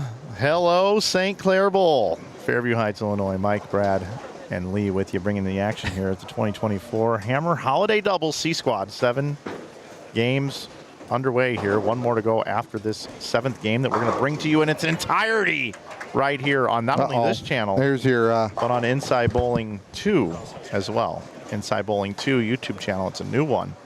You can go check that out. Lanes 41 through 44 streaming for you live all weekend on Inside Bowling 2, TOO. We had 1,000 subscribers over there yet? That's what I really care about. Let's see, live, Inside Bowling 2. It says we're live right now for C Squad. Let's see. still weird thinking C Squad is Friday morning. 677 subscribers is all we have over there on Inside Bowling 2. If you're not subscribed to Inside Bowling 2, please do subscribe. Hang on. Is 1,000 subs one of the markers for monetary?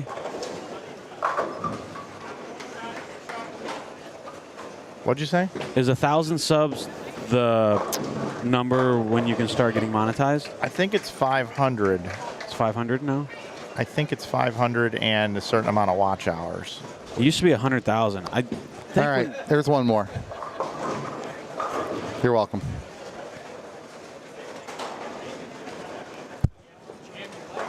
So let's just make sure all the sound's off here.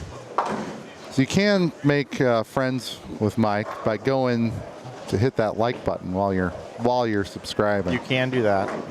We always appreciate that. Kyle Clark says, Mike, my wife's sister's nickname will forever be the second arrow burglar. Dennis Hacker in the chat says it's great to have Lee back in the booth again this year. I always enjoy his commentary. Hi, Dennis. Supposed to put with it. Lee, do you know how long that has lived? That has been taken everywhere, dude. I'm on Bowl TV sometimes, and people will type into the chat, great to have Mike back in the booth. Always enjoy his commentary. Brad, it's such an inside joke from years ago. Somebody typed into the chat room, it's great to have Lee in the booth. Always enjoy his commentary. And I screenshotted it, and I put it up like at least once a game for the duration of the tournament. The old inside jokes. What year was that? Don't know. I don't know, probably like 3 or 4 years ago. So people still type it in the chat. Oh, never forget that one.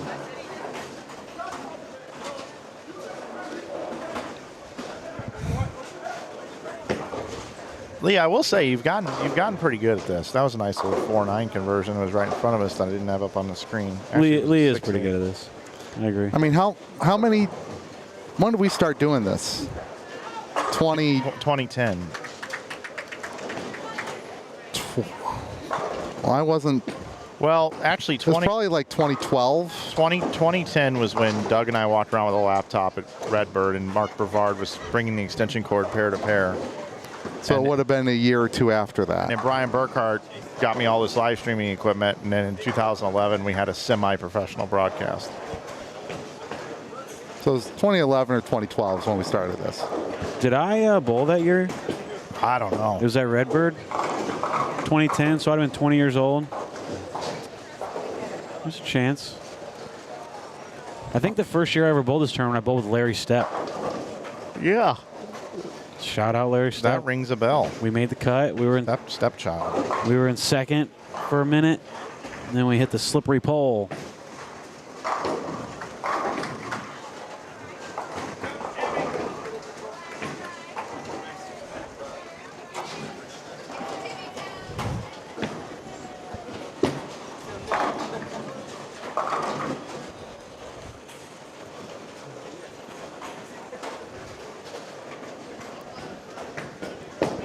All right, so on 35 and 6, so that is the Leshikar Collins group. having to put the blinds in and out every game. Alec Keplinger, AJ DeMond with Alex Denton and Anthony Dodge, 37 and 8. Alec just bought a hat, which you can as well. Well, he's got it on the table, but he should put it on. One more hit a game you get.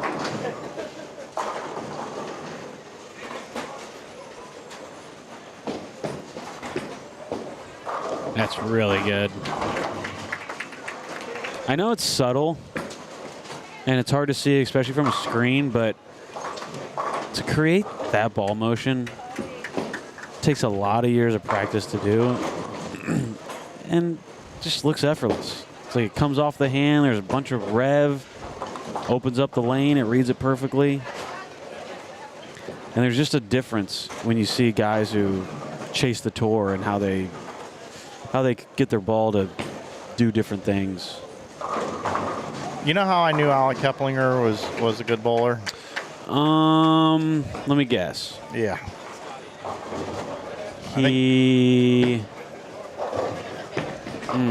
What could I come up with here? Because when you found out he was a good bowler, I don't know what he got. I heard Keplinger was a good bowler when I overheard somebody say, "Oh, you know Keplinger? Chris Barnes is backing him." That's when I knew he was a good bowler. Nice. Because Barnes doesn't invest his money in stuff that isn't a surefire thing. Yeah. Yeah, and you just don't know exactly which college kids are gonna be the ones to, spend their early 20s grinding all the tournaments. Some do, some don't. But a guy like Packy, he was never on the traveling team, I don't think, for Wichita. He stayed in Wichita 4 years on the developmental team, just working on his game. And then he's become one of the best bowlers in the world. And then you got guys like Cameron Doyle or somebody that went to Wichita that are, supposed to be the next best in the world. And then they're just like, not for me. Guy like Andrew Koff. I don't know if you remember much about. I was trying to remember his name. Yeah. You were actually thinking about Andrew Koff? Yeah. And I couldn't think of the name. Awesome. I'm like, because he could have been, because he's like, I'm going to school for school. He was the best. He, when he was 16 years old, he almost made, he finished like 25th at the U.S. Open at 16. And when I started bowling national tournaments in youth, he was a couple of years younger than me. So I was like 14, 15, getting to these tournaments, like the main event on the JBT down in Las Vegas every Christmas. I'd go to that, and World Team Challenge and stuff. And you'd see this 12-year-old kid, Andrew Koff. And the next thing you know, he's in like second. And he wins, and he's leading. He's 13, he's better. He's 14, he's even better. And then you talk to him. What just happened? He picked up the 6-7. A couple pairs of Donald Burton. But then you talk to him, you're like, man, what are you doing? Like, he's 16 years old. Like, do you bowl, like, league? What are you doing? He goes, well, I bowl league, but I'd rather just practice. So when my league is bowling, I'm practicing on the low end of the house, just practicing instead of bowling the league. I'm like, wow. That's pretty intense. And then his dad would, before every block, him and his dad would go through his bowling balls and change the tape to fresh tape every night after he gets done bowling. Like, they were very serious about bowling, and he was the best. I mean, he would be the EJ Tackett, no doubt. He'd be a little older than EJ, but he was that good. No, that's exactly who I was trying to think of. I just couldn't picture the name. Yeah, he's the guy that... Because you'd see every so often, it was a few years ago, didn't he made a run for an Eagle. Yeah. And I'm like, I haven't heard that name. Yeah. Because he just does his own thing, right? Yeah. I don't know the guy, but... Did the Ivy League thing. I thought he went to... With a Duke, and then he went up to... Did he do Ivy after that? MIT. So, essentially the same thing.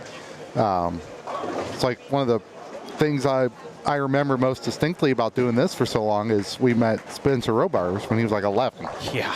And we're like, this kid looks 11. He doesn't talk about bowling like he's 11. No. Talks about somebody who's been, on the tour for 11 years. Not 11 years old. And then not that long after that, he's on the show in a major and I bet at the MBS. Yes. And then he made the show at the Masters at a pretty young age. Right, that's the one. Oh, at the NBA. Yeah, you're right. I was thinking, like, if you take kids nowadays are just kind of becoming better, wiser, more mature, younger. They got all the information out there about the game that they can learn. So if you take a two-handed kid who has some power, who has some rev, and he's sharp, he's focused, just like any other 12-year-old kid playing any other sport, but he's a two-hander with revs, and he knows lane play a little bit, or maybe he has his dad back there telling him where to go or whatever. A 12-year-old kid could be really good. Like a 12-year-old kid, I bet you when Spencer was 13 or 14, it would have been possible for him to, like, maybe 14, 15, but it would have been possible for him to be making cuts on tour at a young age because he was winning everything. I mean, everything. He won every Kansas City tournament. He won every St. Louis tournament. He won every SYC. He won junior gold every year. And you take a person like that, if he would have had the ability to bowl on tour, he would have been making cuts at a young age, for sure. Which is insane. Yeah, it's just the kids nowadays are just so good. There's Keplinger. He's the first guy in front of the ball return that we've seen on 38. Yep. So he is a zone left of the guys who are trying to play in, who are crossing with Cleveland and Light and not liking their look. Right. He's at least a zone left, if not a zone and a half left. Yep. And he's saying, you know what? One hat's not enough. I need a second one. See, and that's where I get confused, because when I bowl with someone like Cleveland, I'm amazed at how straight his ball goes, and it almost just as like a guy who likes to do those things and practice those things. I'm in tournament trying to play a little straighter just because I see his ball motion is so good doing it, and we just can't do it. But then you got guys like Keplinger who are, max torque on the inside of the ball, coming around it, creating all this ball motion. And I see that, and I'm like, oh, that looks cool, too. I'm going to try that. And then I see, I'm in between, and I don't know what to do. And in between's never you're good. dead. Might as well put the shoes away when you're in between.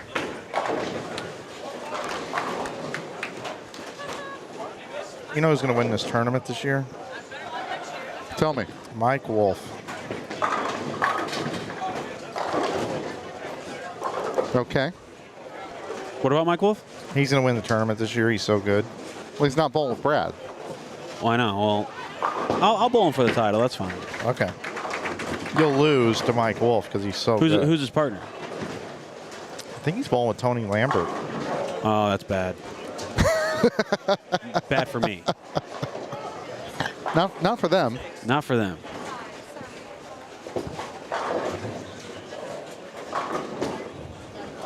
Anthony Dodge has the front six, by the way. Just let everybody know. There you go. Shout out Anthony Dodge. Look, Keplinger. This is a very common way of line to play on tour. A little over the left gutter, a bunch of grab. Just grab it as much as you can.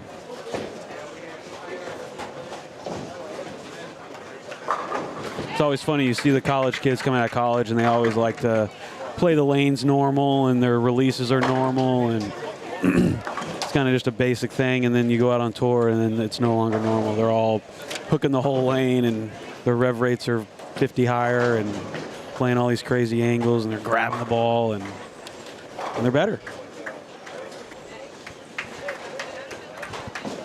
Or if you're left-handed, you have to realize that there are 6 other arrows on the lane, and you are allowed to throw the ball at them. You're allowed. It's not like a rule I wouldn't says, recommend.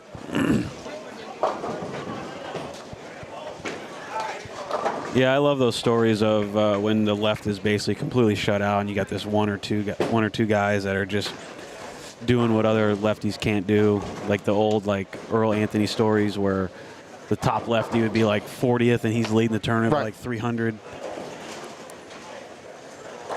That stuff doesn't get enough weight when EJ leads a show of 4 lefties, or there's one lefty in the top 24. Like, that one person bowled so unbelievable. Well, there's not really a overtime metric to track it. You know what I mean? Yeah. You could say, like, hey, in that one time it was Russo, Packy, and Parker, and it's EJ Tackett. Yeah. Who's the top seed. Right. And the first guy who missed the show was also left-handed. And the third guy, you can't, like, track that. Right. Except for the one tournament. Yep. But you see it enough times, you're like, yeah, that's... Yeah, we were bowling the Players Championship in Columbus, Ohio a while back, and the bottom 11 places were left-handed. I couldn't believe it. And I was running the player committee at the time, and Sanders came up to me deflated. Matt Sanders, he goes, dude, what are we even doing out here? The bottom 11 were left-handed. It was crazy. And then Rhino or somebody finished he missed the cut by 10 pins or something. And when the bottom left or bottom 11 are left-handed, and then you see a lefty And he probably close, beat those guys by 400 pins or something. He bowled his butt off. But he still missed. And he still missed, yeah. Still an MC hammer. Yeah, that's Packy's argument. He goes, sometimes the left is easy and sometimes we got it. We'll get 4 on a show. But there's never not a time where a righty doesn't at least make a show or at least have it. It's happened, but it's rare. It's very rare. I'm like, you got a point. We stopped Anthony's front 7, though. There's our schedule. There's Adam Barta. We're going to have our schedule. D Squad coming up at 1:30 today. It's in about 2 hours, everybody. We'll be back with E Squad later tonight at 7. Don't forget, we're running $15 T-shirts on Hammer Bowling T-shirts over on InsideBowling.com. Love for you to take advantage of that. Also, we got $119 Black Widow 2.0s and Ghosts that were discontinued. I think we're the only people that have them in 15 pounds left. Alec Keplinger right here on the approach was thinking about buying one right after the block. So he was. If you want to shut him out from doing that, you can buy it instead. We only got a couple left. That. Man, that is pure as a driven snow right there. He's got his Black Widow shirt on, though, but it's blue. Let's do it. He's at that age, Keplinger's at that age where probably a lot of the people he bowled against were two-handed, but still there were plenty of one-handers out there. But I just know, if I had to grow up bowling against Spencer Robarge in our local tournaments, I'd have been two-handed. There ain't no way. How you doing, my friend? Or you would have been like, Spencer Robarge has 26 titles in whatever organization you had, and you had one, and it was because he was in some other town bowling some bigger thing, and you're like, hey, I got a banner. Yeah, I wouldn't. I'd have very few wins if I had to bowl against that guy. Hey, let's take a look at Inside Bowling 2 for just a moment, see what's happening down there. You can watch this stream on our second YouTube channel, Inside Bowling 2, TOO, streaming live to you today. Check it out. Stepping up in the world, Mike. Got 2 channels. Yep. I got one more than you. I had to do something to up you guys. I know. I have a feeling in 2025 you guys are going to have another channel. We got a front 10 over here. Where are we at? Front 10? Just over to the left. So that is 33 and 34. So this is the pair. Oh, it's Tyron. Tyron's got front 10. T-Booze, yeah, and they were in pretty good shape after 6 or 5. They were in a decent spot. 9th place at 323. T-Booze, man. I told you, man. He needs a couple shirts that say T-Booze. T-Booze. Oh, I know. He'd wear them all day long. That's a name. So this is going to be way off to the left of the screen. So the ball rolling down the lane right now. Come on, ball. And the cloud got him again. T-Booze. I used to call him Stretch Armstrong. I mean, because he's got those long arms moving all around.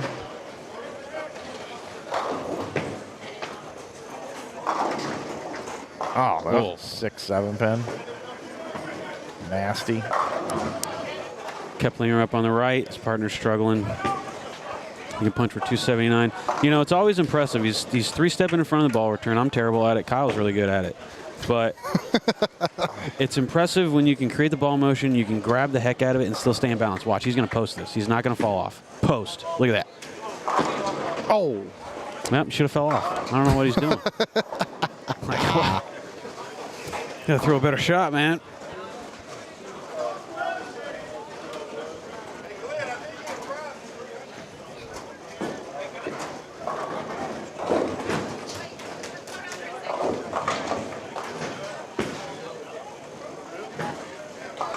Jerry Mars, see you tonight. All righty.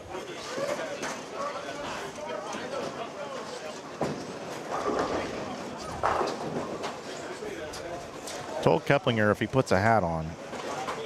That would have been his hit. One more hit. That was the one hit he needed. Bad. I know. It's not like he threw it poor. It's just bad decisions. You've been looking at 279 there. If he puts the a little hat on. straighter on that one. No, that wasn't. Tough shot.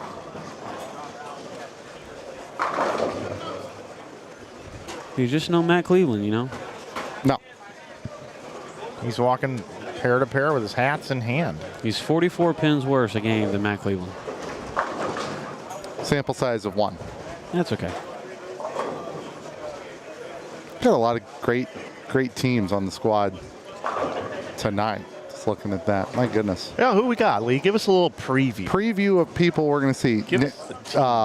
So, I mean, our favorites are Ben Tubbin and Nick Weber, but they're bowling tonight. They're bowling tonight. You've got Cameron Crowe and Kevin Williams. Okay.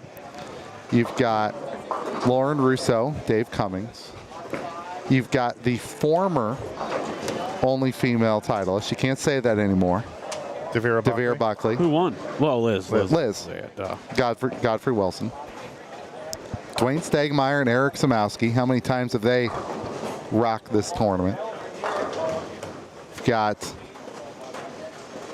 Jason Schaefer and Derek Madsen. Same could be said for them. Jason Terman, Clay Gramond. Time out real quick. Bring it into the booth here. We've got 3 bills. Let's go ahead and open up. Oh, man. Look at TQ. Oh, look at this. Oh, little Nesquik. Oh, this is nice. Chocolate bunny. Chocolate bunny. I'm loving this right here. Chocolate milk all day long. Right on. Nice job. Good bowling. All right, brother. Good job. Keep it going. All right. Glenn Brown. While we're here, after 6, Saccone and McCormick, 629. So they shot 502 that game. Courtney and Heath are still in second, 525. Third, Stanager and Ness, 480. Rhodes and Walsh, 448. France and Murillia round up top 5, 433. Jerome and Howard in 6th. Denton and Dodge, Booz and Burton Jr., Leshikar and Collins in 9th. They just shot 443. Martinez in 10th and Johnson in 10th, 360. Brewer and Baldridge down to 12th. Cleveland and Lay down to 18th, so they were flat that game. Individual scores, Brad, what you got? Jeremy Saccone. Saccone, yep. Guy's on fire, averaging 259 for 6. Rick McCormick, not too far behind, 245. They're your leaders. And it really kind of sucks Chris Courtney. He started out so good, 280, 279, 279, 257, and then he goes 196, 185. I hate to see it. I hate to see it. But they're in second. John Heath. All right, Brad. Keeping pace. We got another one. Yeah. Oh, wow. Matt Cleveland up here. Right there. This is big time right here. Don Flamenco. Okay. Come on down. We saw this a couple games ago. It's a bow and arrow. Matt Cleveland's 300 game right in front of us. Some rev rate. I think there's some rev rate in there. This is a nice accessory bag. You're going to be able to put all your rev rate in there. Yep, you're going to get all that rev rate put in there. Dude, you can put a bowling ball in there. That's your spare ball. That's a cooler tote. Yeah, there you go. Now you can drink while you bowl. Party it up. That's it. Great bowling, man. Right on. Nice job. All right, Matt Cleveland, Don Flamenco out there getting it done. Getting it done out there on the lanes. Where am I going? The best. Don Flamenco. All right. Last game, fellas. What else we got here on the individual? All right, who's So Alex Denton's averaging 253 after 6. Good for him. Anthony Dodge is at 212. Zach Leshikar, 247. These are averages after 6 games. Brandon Collins, 214. Patrick Johnson's at 243. Brandon Cruz is at 241. Well, that's good. We're down to the 3rd page here. AJ DeMond. Oh, wow. So this changed. After 6, AJ DeMond was at 241, and Alec Keplinger was at 198. He was minus until that 250 game. What? 164, 227, 221, 206, 204, $1.66. He's got a pair of $1.60s. Glenn Brown, 235, and he just shot 300. So there you go there. Braden Fowler, who we both said, hey, he's throwing it pretty good. It's averaging 230. His partner is at 203. 5-pin. Okay, there's your. We're gonna have Glenn Brown in front of us. Okay, there you go. Like the shirts. We need a sound effect for that. That's not copyrighted. What would that be? That would be Ghostbusters. Yeah. Glenn Brown's not afraid of no ghosts. What if they were throwing Black Widow ghosts though? Is that? Is the ghost the white one? Yeah. Gotcha. So at least it starts white. When you put a couple hundred games on it like I did, it doesn't stay as white. Or you bowl on the blue oil and it's white and blue. That's probably one of the cooler looks is when you put that blue oil on the white ghost. I had an idol that I threw on TV and it got blue, and so where the tracks are, it's purple. The blue and the red of the idol. So it's the normal idol, and then the track is purple, like a dark purple. So there you go. This is game number 8 of 8 of this squad. The next squad, that would be D squad, starts at 1:30 or thereabouts. D squad, Friday afternoon. Brad Miller is bowling. I'm in there. We'll have to find. My partner's already here, ready to go. He's just kind of chilling back there, right by, just off the booth here. We'll have to see if Glenn. He's got a Storm shirt on though. He might, if he's on staff, he can't throw Ghost. Or you can just buy a Storm shirt. I mean, yeah. Any of the good jersey companies, you can get any ball logo you like. Their cross is. We'll get back to them here in a little bit. I haven't conducted my camera training yet. Yeah, we. Robert Hammond and T.J. Lewis. Let's see if we can get a good look at these jerseys.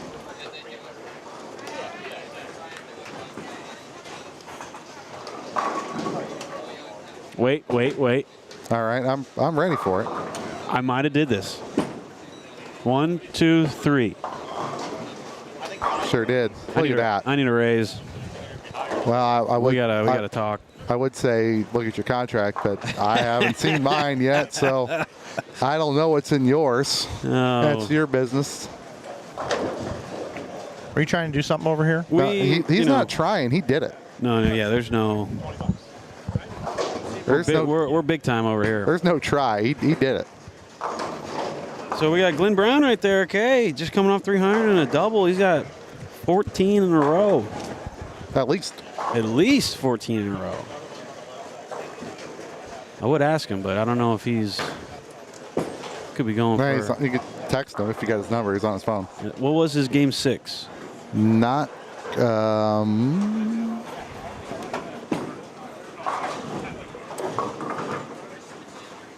Well, I don't think it was. Isn't looking good. We're going down. So Glenn Brown's day today, 221, 249, 236, 267, 256, 183, 300. One of these things just doesn't belong. All right, once we get going into game 8, once we get a standings after 7, I think we'll have a better idea of how much higher or lower scoring this squad is compared to the previous. The first squad was a little bit higher scoring, and then last night's squad, Plains played a little goofy. Well, right now, if you assume scores stay consistent, which they probably won't, 10th place would be pacing 480 on this squad. Okay. 6th place would be pacing. So that's about 417 divided by 6 times 8 is 556. Yeah. So it's kind of 6th place. So that's about, because Landon and them last night got to 548, and they were in 5th. Yeah. So we'll I'm gonna keep this 540 to 565 range for 46th. Yep. Nothing on this sheet will dissuade me from saying that. So just go shoot 580, and you'll be here tomorrow night. We will see you. It is a tough one that tomorrow night. To get to the top 12, if you barely make the first cut, the top 12 cut is extremely difficult to get to in those 5 games. Well, you think it was 7 squads now. The simple math says 1 5/7 bowlers from every squad will make the top 12. Yep. That's not very many. But if you bowl, if you're the 40, if you sweat it out successfully, right, and you're in 44th going in tomorrow night, here's what you have to lose. Nothing. Nothing, yeah. Just go have fun. Yeah. You make it to 30-something, you make a little extra money and you have a good time. Yep. Whereas if you start in 14th, now you've got some sweating to do, right? Yep. You got to put up some numbers. Or you make it in 46, fresh oil again. You walk in with 550 out of the gate, and all right. And then you go to 44th. Now you probably jump to about 30th. Yeah, probably. 32nd. And now you're at least, you can at least see the faint light at the end of the tunnel. Do it again, and you're almost there. Couple of programming notes here. Mike Flanagan with Lee Boudouris, and of course Brad Miller here in the booth. Brad's getting ready to bowl the next set coming up at 1:30. We'll have that for you. Yeah, Boudouris was a little long. There's been hundreds of, thousands of people who've called me Lee B in my life. That's perfectly fine. We could get rid of the space and just call you Lieb. Nah. I like it. You do? I do. I don't like it, but I don't. You like it. Yeah, you're outvoted. Lieb. But anyway, we got Lee Boudouris here as well. And Brad, I wanted to ask you this. We've been watching a lot of action here. What is going to be your game plan, and what bowling balls might you be using today at 1:30? We're all on the edge of our seats wanting to know right now. We all want to know. I'm throwing urethane, dude. No, you're not. I am. You are not going to throw urethane. What else is there to throw? Resin. I'm a urethane guy now. Plastic. How you doing, my friend? Particle. How you doing, my friend? The last couple of weekends, I've bowled every game urethane with an Optimum Idle Pearl and a Road Warrior. Problem is, they're getting some games on them now. So I will probably be throwing an Optimum Idle Pearl and a Road Warrior.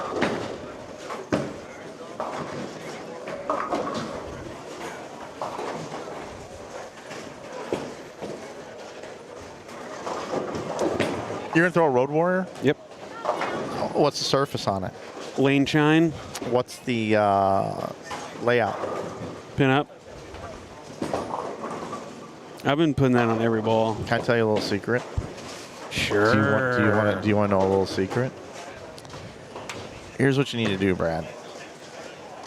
You need to hit that thing with either an old 2000 pad, okay, or a fresh 4000 pad. And I love the ball choice. Okay. Because it kind of rolls. It does. It rolls. It's good. But I don't like the lane shine on it. I like it at a nice 4000. I'm the same way. I think you should take it into St. Clair Bowls Pro Shop and have them hit it with a brand new 4000 pad. All right. And make sure you just extend to get the Brad Miller extend. Don't do the lawnmower starting. You don't want to do the lawnmower starting. You want to do the extend, get it down the lane. All right. I'm serious. Yeah. I think I like that ball choice a lot. You got an IQ Tour with you? I do. You got an IQ 78? I do. I think those two balls could be in play. The 78? I think so. Oh, you're just yelling at me for throwing your thing. I know, but I think the IQ 78 could be in play if everything else is just hooking too much. I don't want to see you moving into 20. Oh, come on. No. I was just watching Keplinger. I don't want to see you in around 20. I think you need to learn from Brandon Biondo. From Cleveland. And Cleveland, yeah. Pair to pair. Okay, here's what I'm hearing from everybody. I had two bowlers call me this morning on the way in to talk about last night. Mostly to tell me what a great commentator I am, but a little bit of lane play talk too. And they both told me that pair to pair, trying to cover boards, you can go 270, 190, 270, 190. And what did your boy Kyle do? 270, 190. Yeah, okay. He had like no gains between 218 and 277. Right? So I think if Brad Miller goes out there and you go pair to pair and you play him straighter, I think you're going to have far more success and your night's going to be a lot easier on you. All right. Or afternoon. But again, you're very good at hooking it. No, I'm not going to hook him. But I'm just saying, if you want to have a nice, I'm going to do a smooth ride. Glenn Brown's doing right there. Right He's even there. throwing the Road Warrior. Yeah, that's it. But I don't want to see that thing every once in a while coming off the end of the pattern a little too sideways, and then the next time going a little too long. Yeah. That's why I like the 4,000 or the 2,000 pad. Okay. That's my opinion. Yeah. One man's opinion. But you kind of reference it. That's the cool thing about bowling, right? What do Matt Cleveland and Brandon Biondo have in common besides the fact that they throw it straight? Nothing. Nothing. They're right-handed. All right. Besides that, Yeah. nothing. Yep. And they're both incredibly successful at what they do. I do want some people to test this. You know, there's a lot of times you get on something like this and you try to attack the dry. Robert Hammond, solid 8.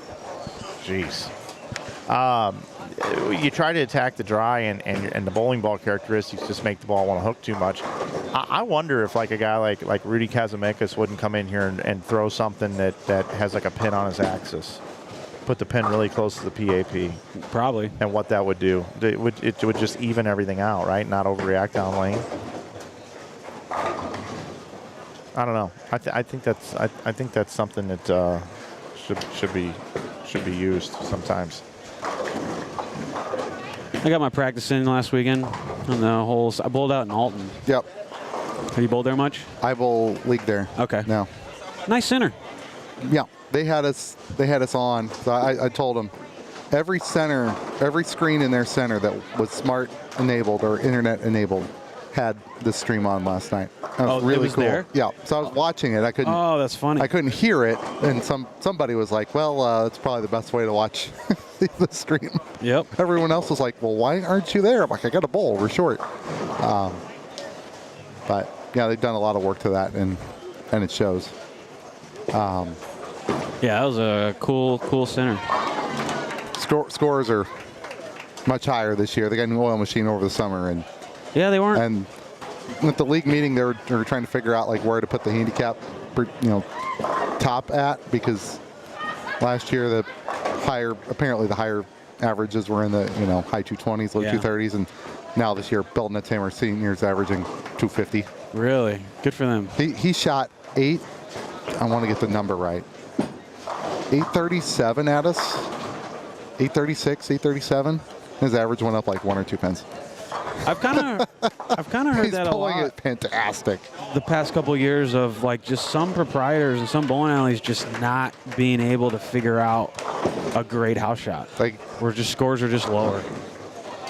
I've heard that probably from 4 or 5 different proprietors. Oh. All right. Well, I got to hop out here for a call I got to do. Okay. I will talk to you tonight. Yes, sir. Could throw lots of strikes. Right on. I'll see you at 1:30. Thank you, Lee. All right. Appreciate you. That's Lee, everybody, coming by. Didn't join us yesterday, but he's here today and for the rest of the tournament. Lee Boudouris. Lee B. Rhymes with adore us. Lee Boudouris. Fans adore us. No one's ever said that before, and it makes sense, doesn't it? The fact that Mike said it? No, the fact that it rhymes with something. Yeah. Is that the first time somebody's brought that correlation? Yeah. Wow. I'm dead serious. Wow. I appreciate it. But it won't be today, brother. It won't be today. I want this one. Let's do it. I think Lee got a text. Said, hey, Lee, why don't you jump out of the booth Yep. and come hang out with me? Yep. And he sent this. Let's do it. Oh, boy. Well, we got a few hats left here. I brought like 15 today. I've got like 4 left. Got trading cards going out of here like crazy. A bowling tournament's going on. Hats have been added to the website. There's a lot of hat offerings now on InsideBowling.com, and coupon code YouTube save you 15%. That's year-round, folks, on all apparel stuff that we make. 15% YouTube bottom left. Brad's going to bowl at 130. He's going to put a little surface on this Road Warrior. Road Warrior, yeah, that's it. By the way, one of my favorite wrestling groups of all time, the Road Warriors. Really? Yeah, they became Legion of Doom in WWE. Okay, I've heard of Legion of Doom. The Road Warriors, yeah. So, yeah, the Road Warriors, man. Hawk and Animal was their names as the Legion of Doom. You know, people mistake me for Hawk all the time with my physique. I've never seen the guy. Yeah. I assuming it's a joke? No. Oh, no, not okay. at all. Okay. No. All right. Okay. No.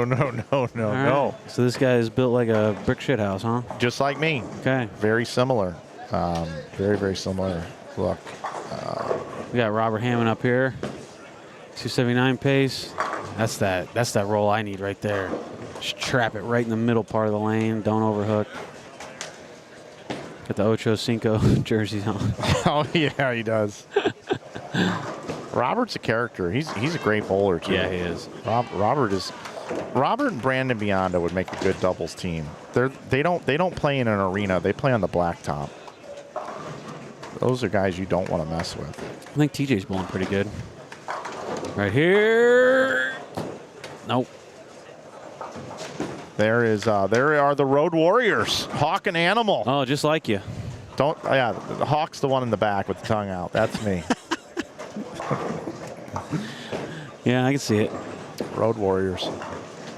And the spandex, since you always wear them anyway. So. Oh, my yoga pants? Yeah. Yeah, oh yeah. I got yoga pants on constantly. Best invention ever.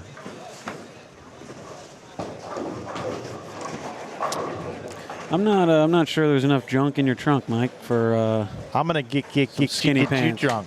My hump. Mm-hmm. Spending all of Brad's money, and he makes on YouTube, honey. Oh yeah, you're getting nothing. You're eating McDonald's, baby. Yesterday we go to dinner. Yeah, just one check, Brad says. You're getting it.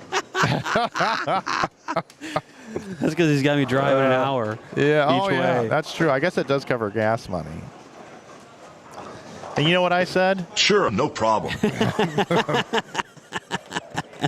he didn't have a choice.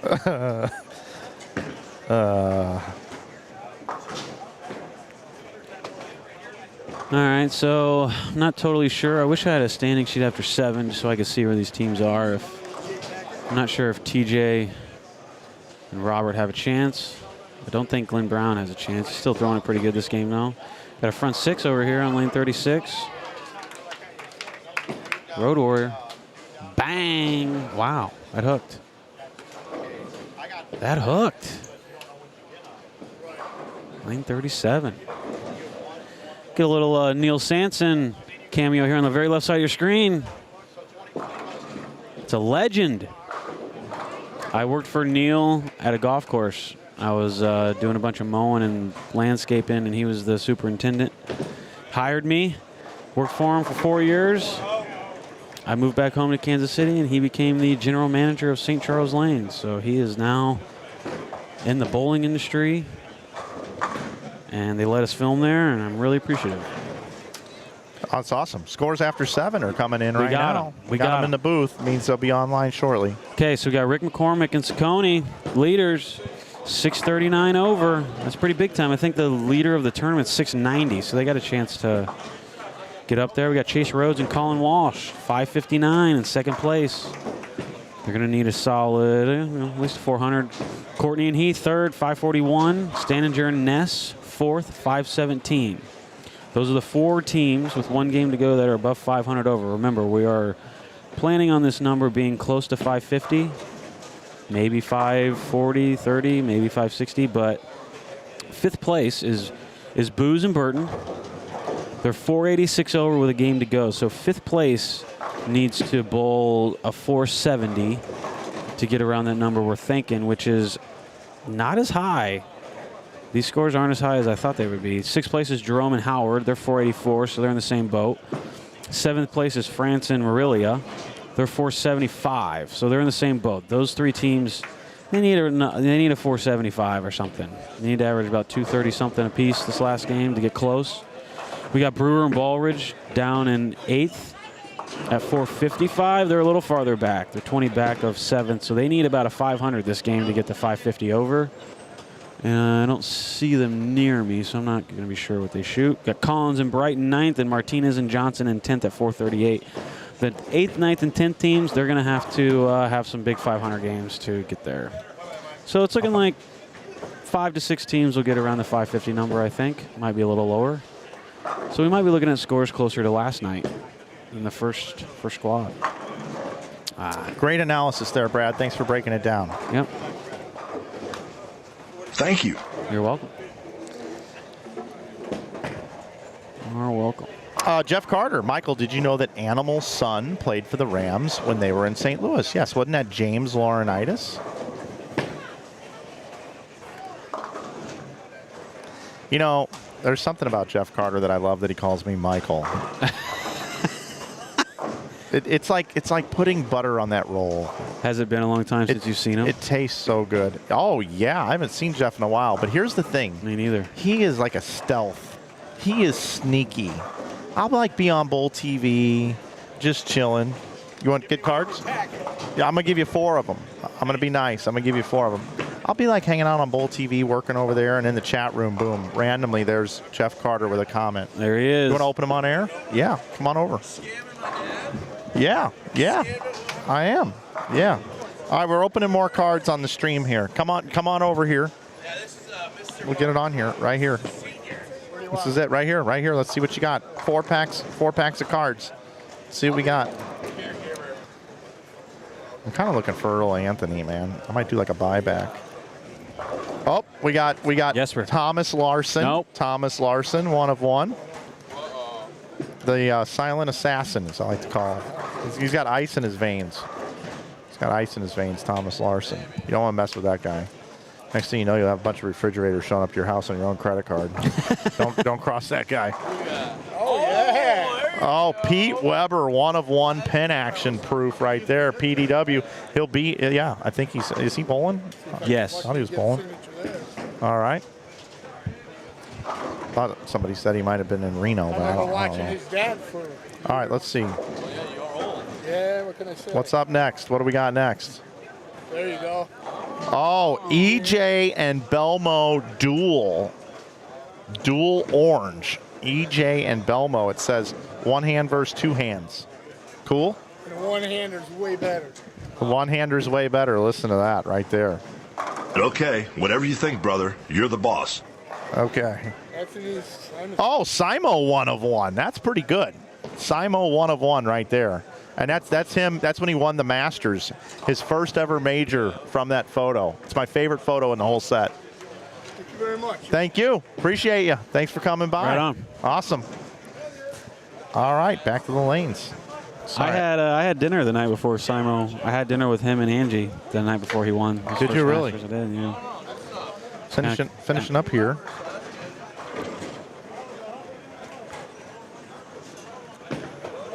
Scores are low on this particular camera shot. Oh, look at that, a couple splits.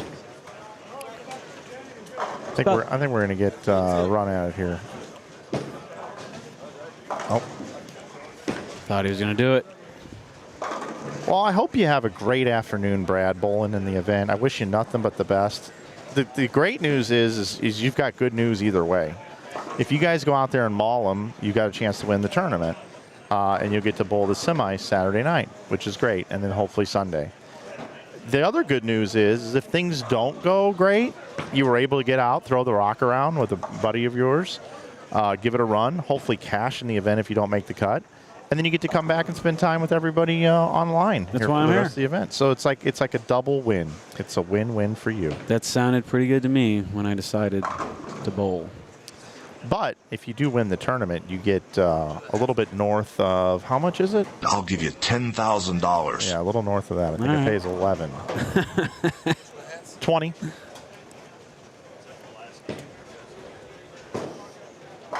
Ooh, there we go. Nice little way to end it. We kind of opposite black clouded this guy on 35. He had the front eight. We took the camera off of him, and then he missed. We just need the camera on. The guy is here for the cameras. Yeah, he is. He's a showman. All right. Brad's bowling with Eric Sachs. Somebody just asked. Sachs.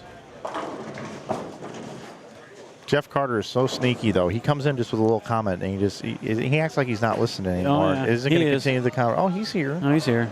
Yeah. He'll sneak up. Oh, yeah. Again. I will tell you this. If I could have a throwback, like Inside Bowling 25-year anniversary in 2035, Jeff Carter would have to come back for that. Jeff Carter spent a lot of time on these airwaves building this network. Yeah. He was ahead of his time. He's man. an OG. He's an OG. He had the website. I used to read his blog. Oh, yeah, talking about stuff he was doing, too. Yeah, oh, yeah. But, I mean, he donated so much time, he and Hacker, in this booth when we first got going. Speaking of going, I think it's time to get out of here, everybody. And everybody, clap your hands. Mike and Brad are going to be done right now. We're going to go do a dance. That doesn't make sense, but I'll tell you what it does make sense is that we're going to bring you a lot more coverage here this weekend. A lot more coverage. We've got 2 streams for you. We got Inside Bowling and Inside Bowling 2, TOO, the channel. Make sure you go subscribe to that one. I'm going to be shutting that one down here in just a moment, but we're going to shut this one down as well. Good luck to Brad Miller coming up on the E Squad is what we call that one. No, D Squad, excuse me, 1:30 D Squad. E Squad later tonight at 7 o'clock.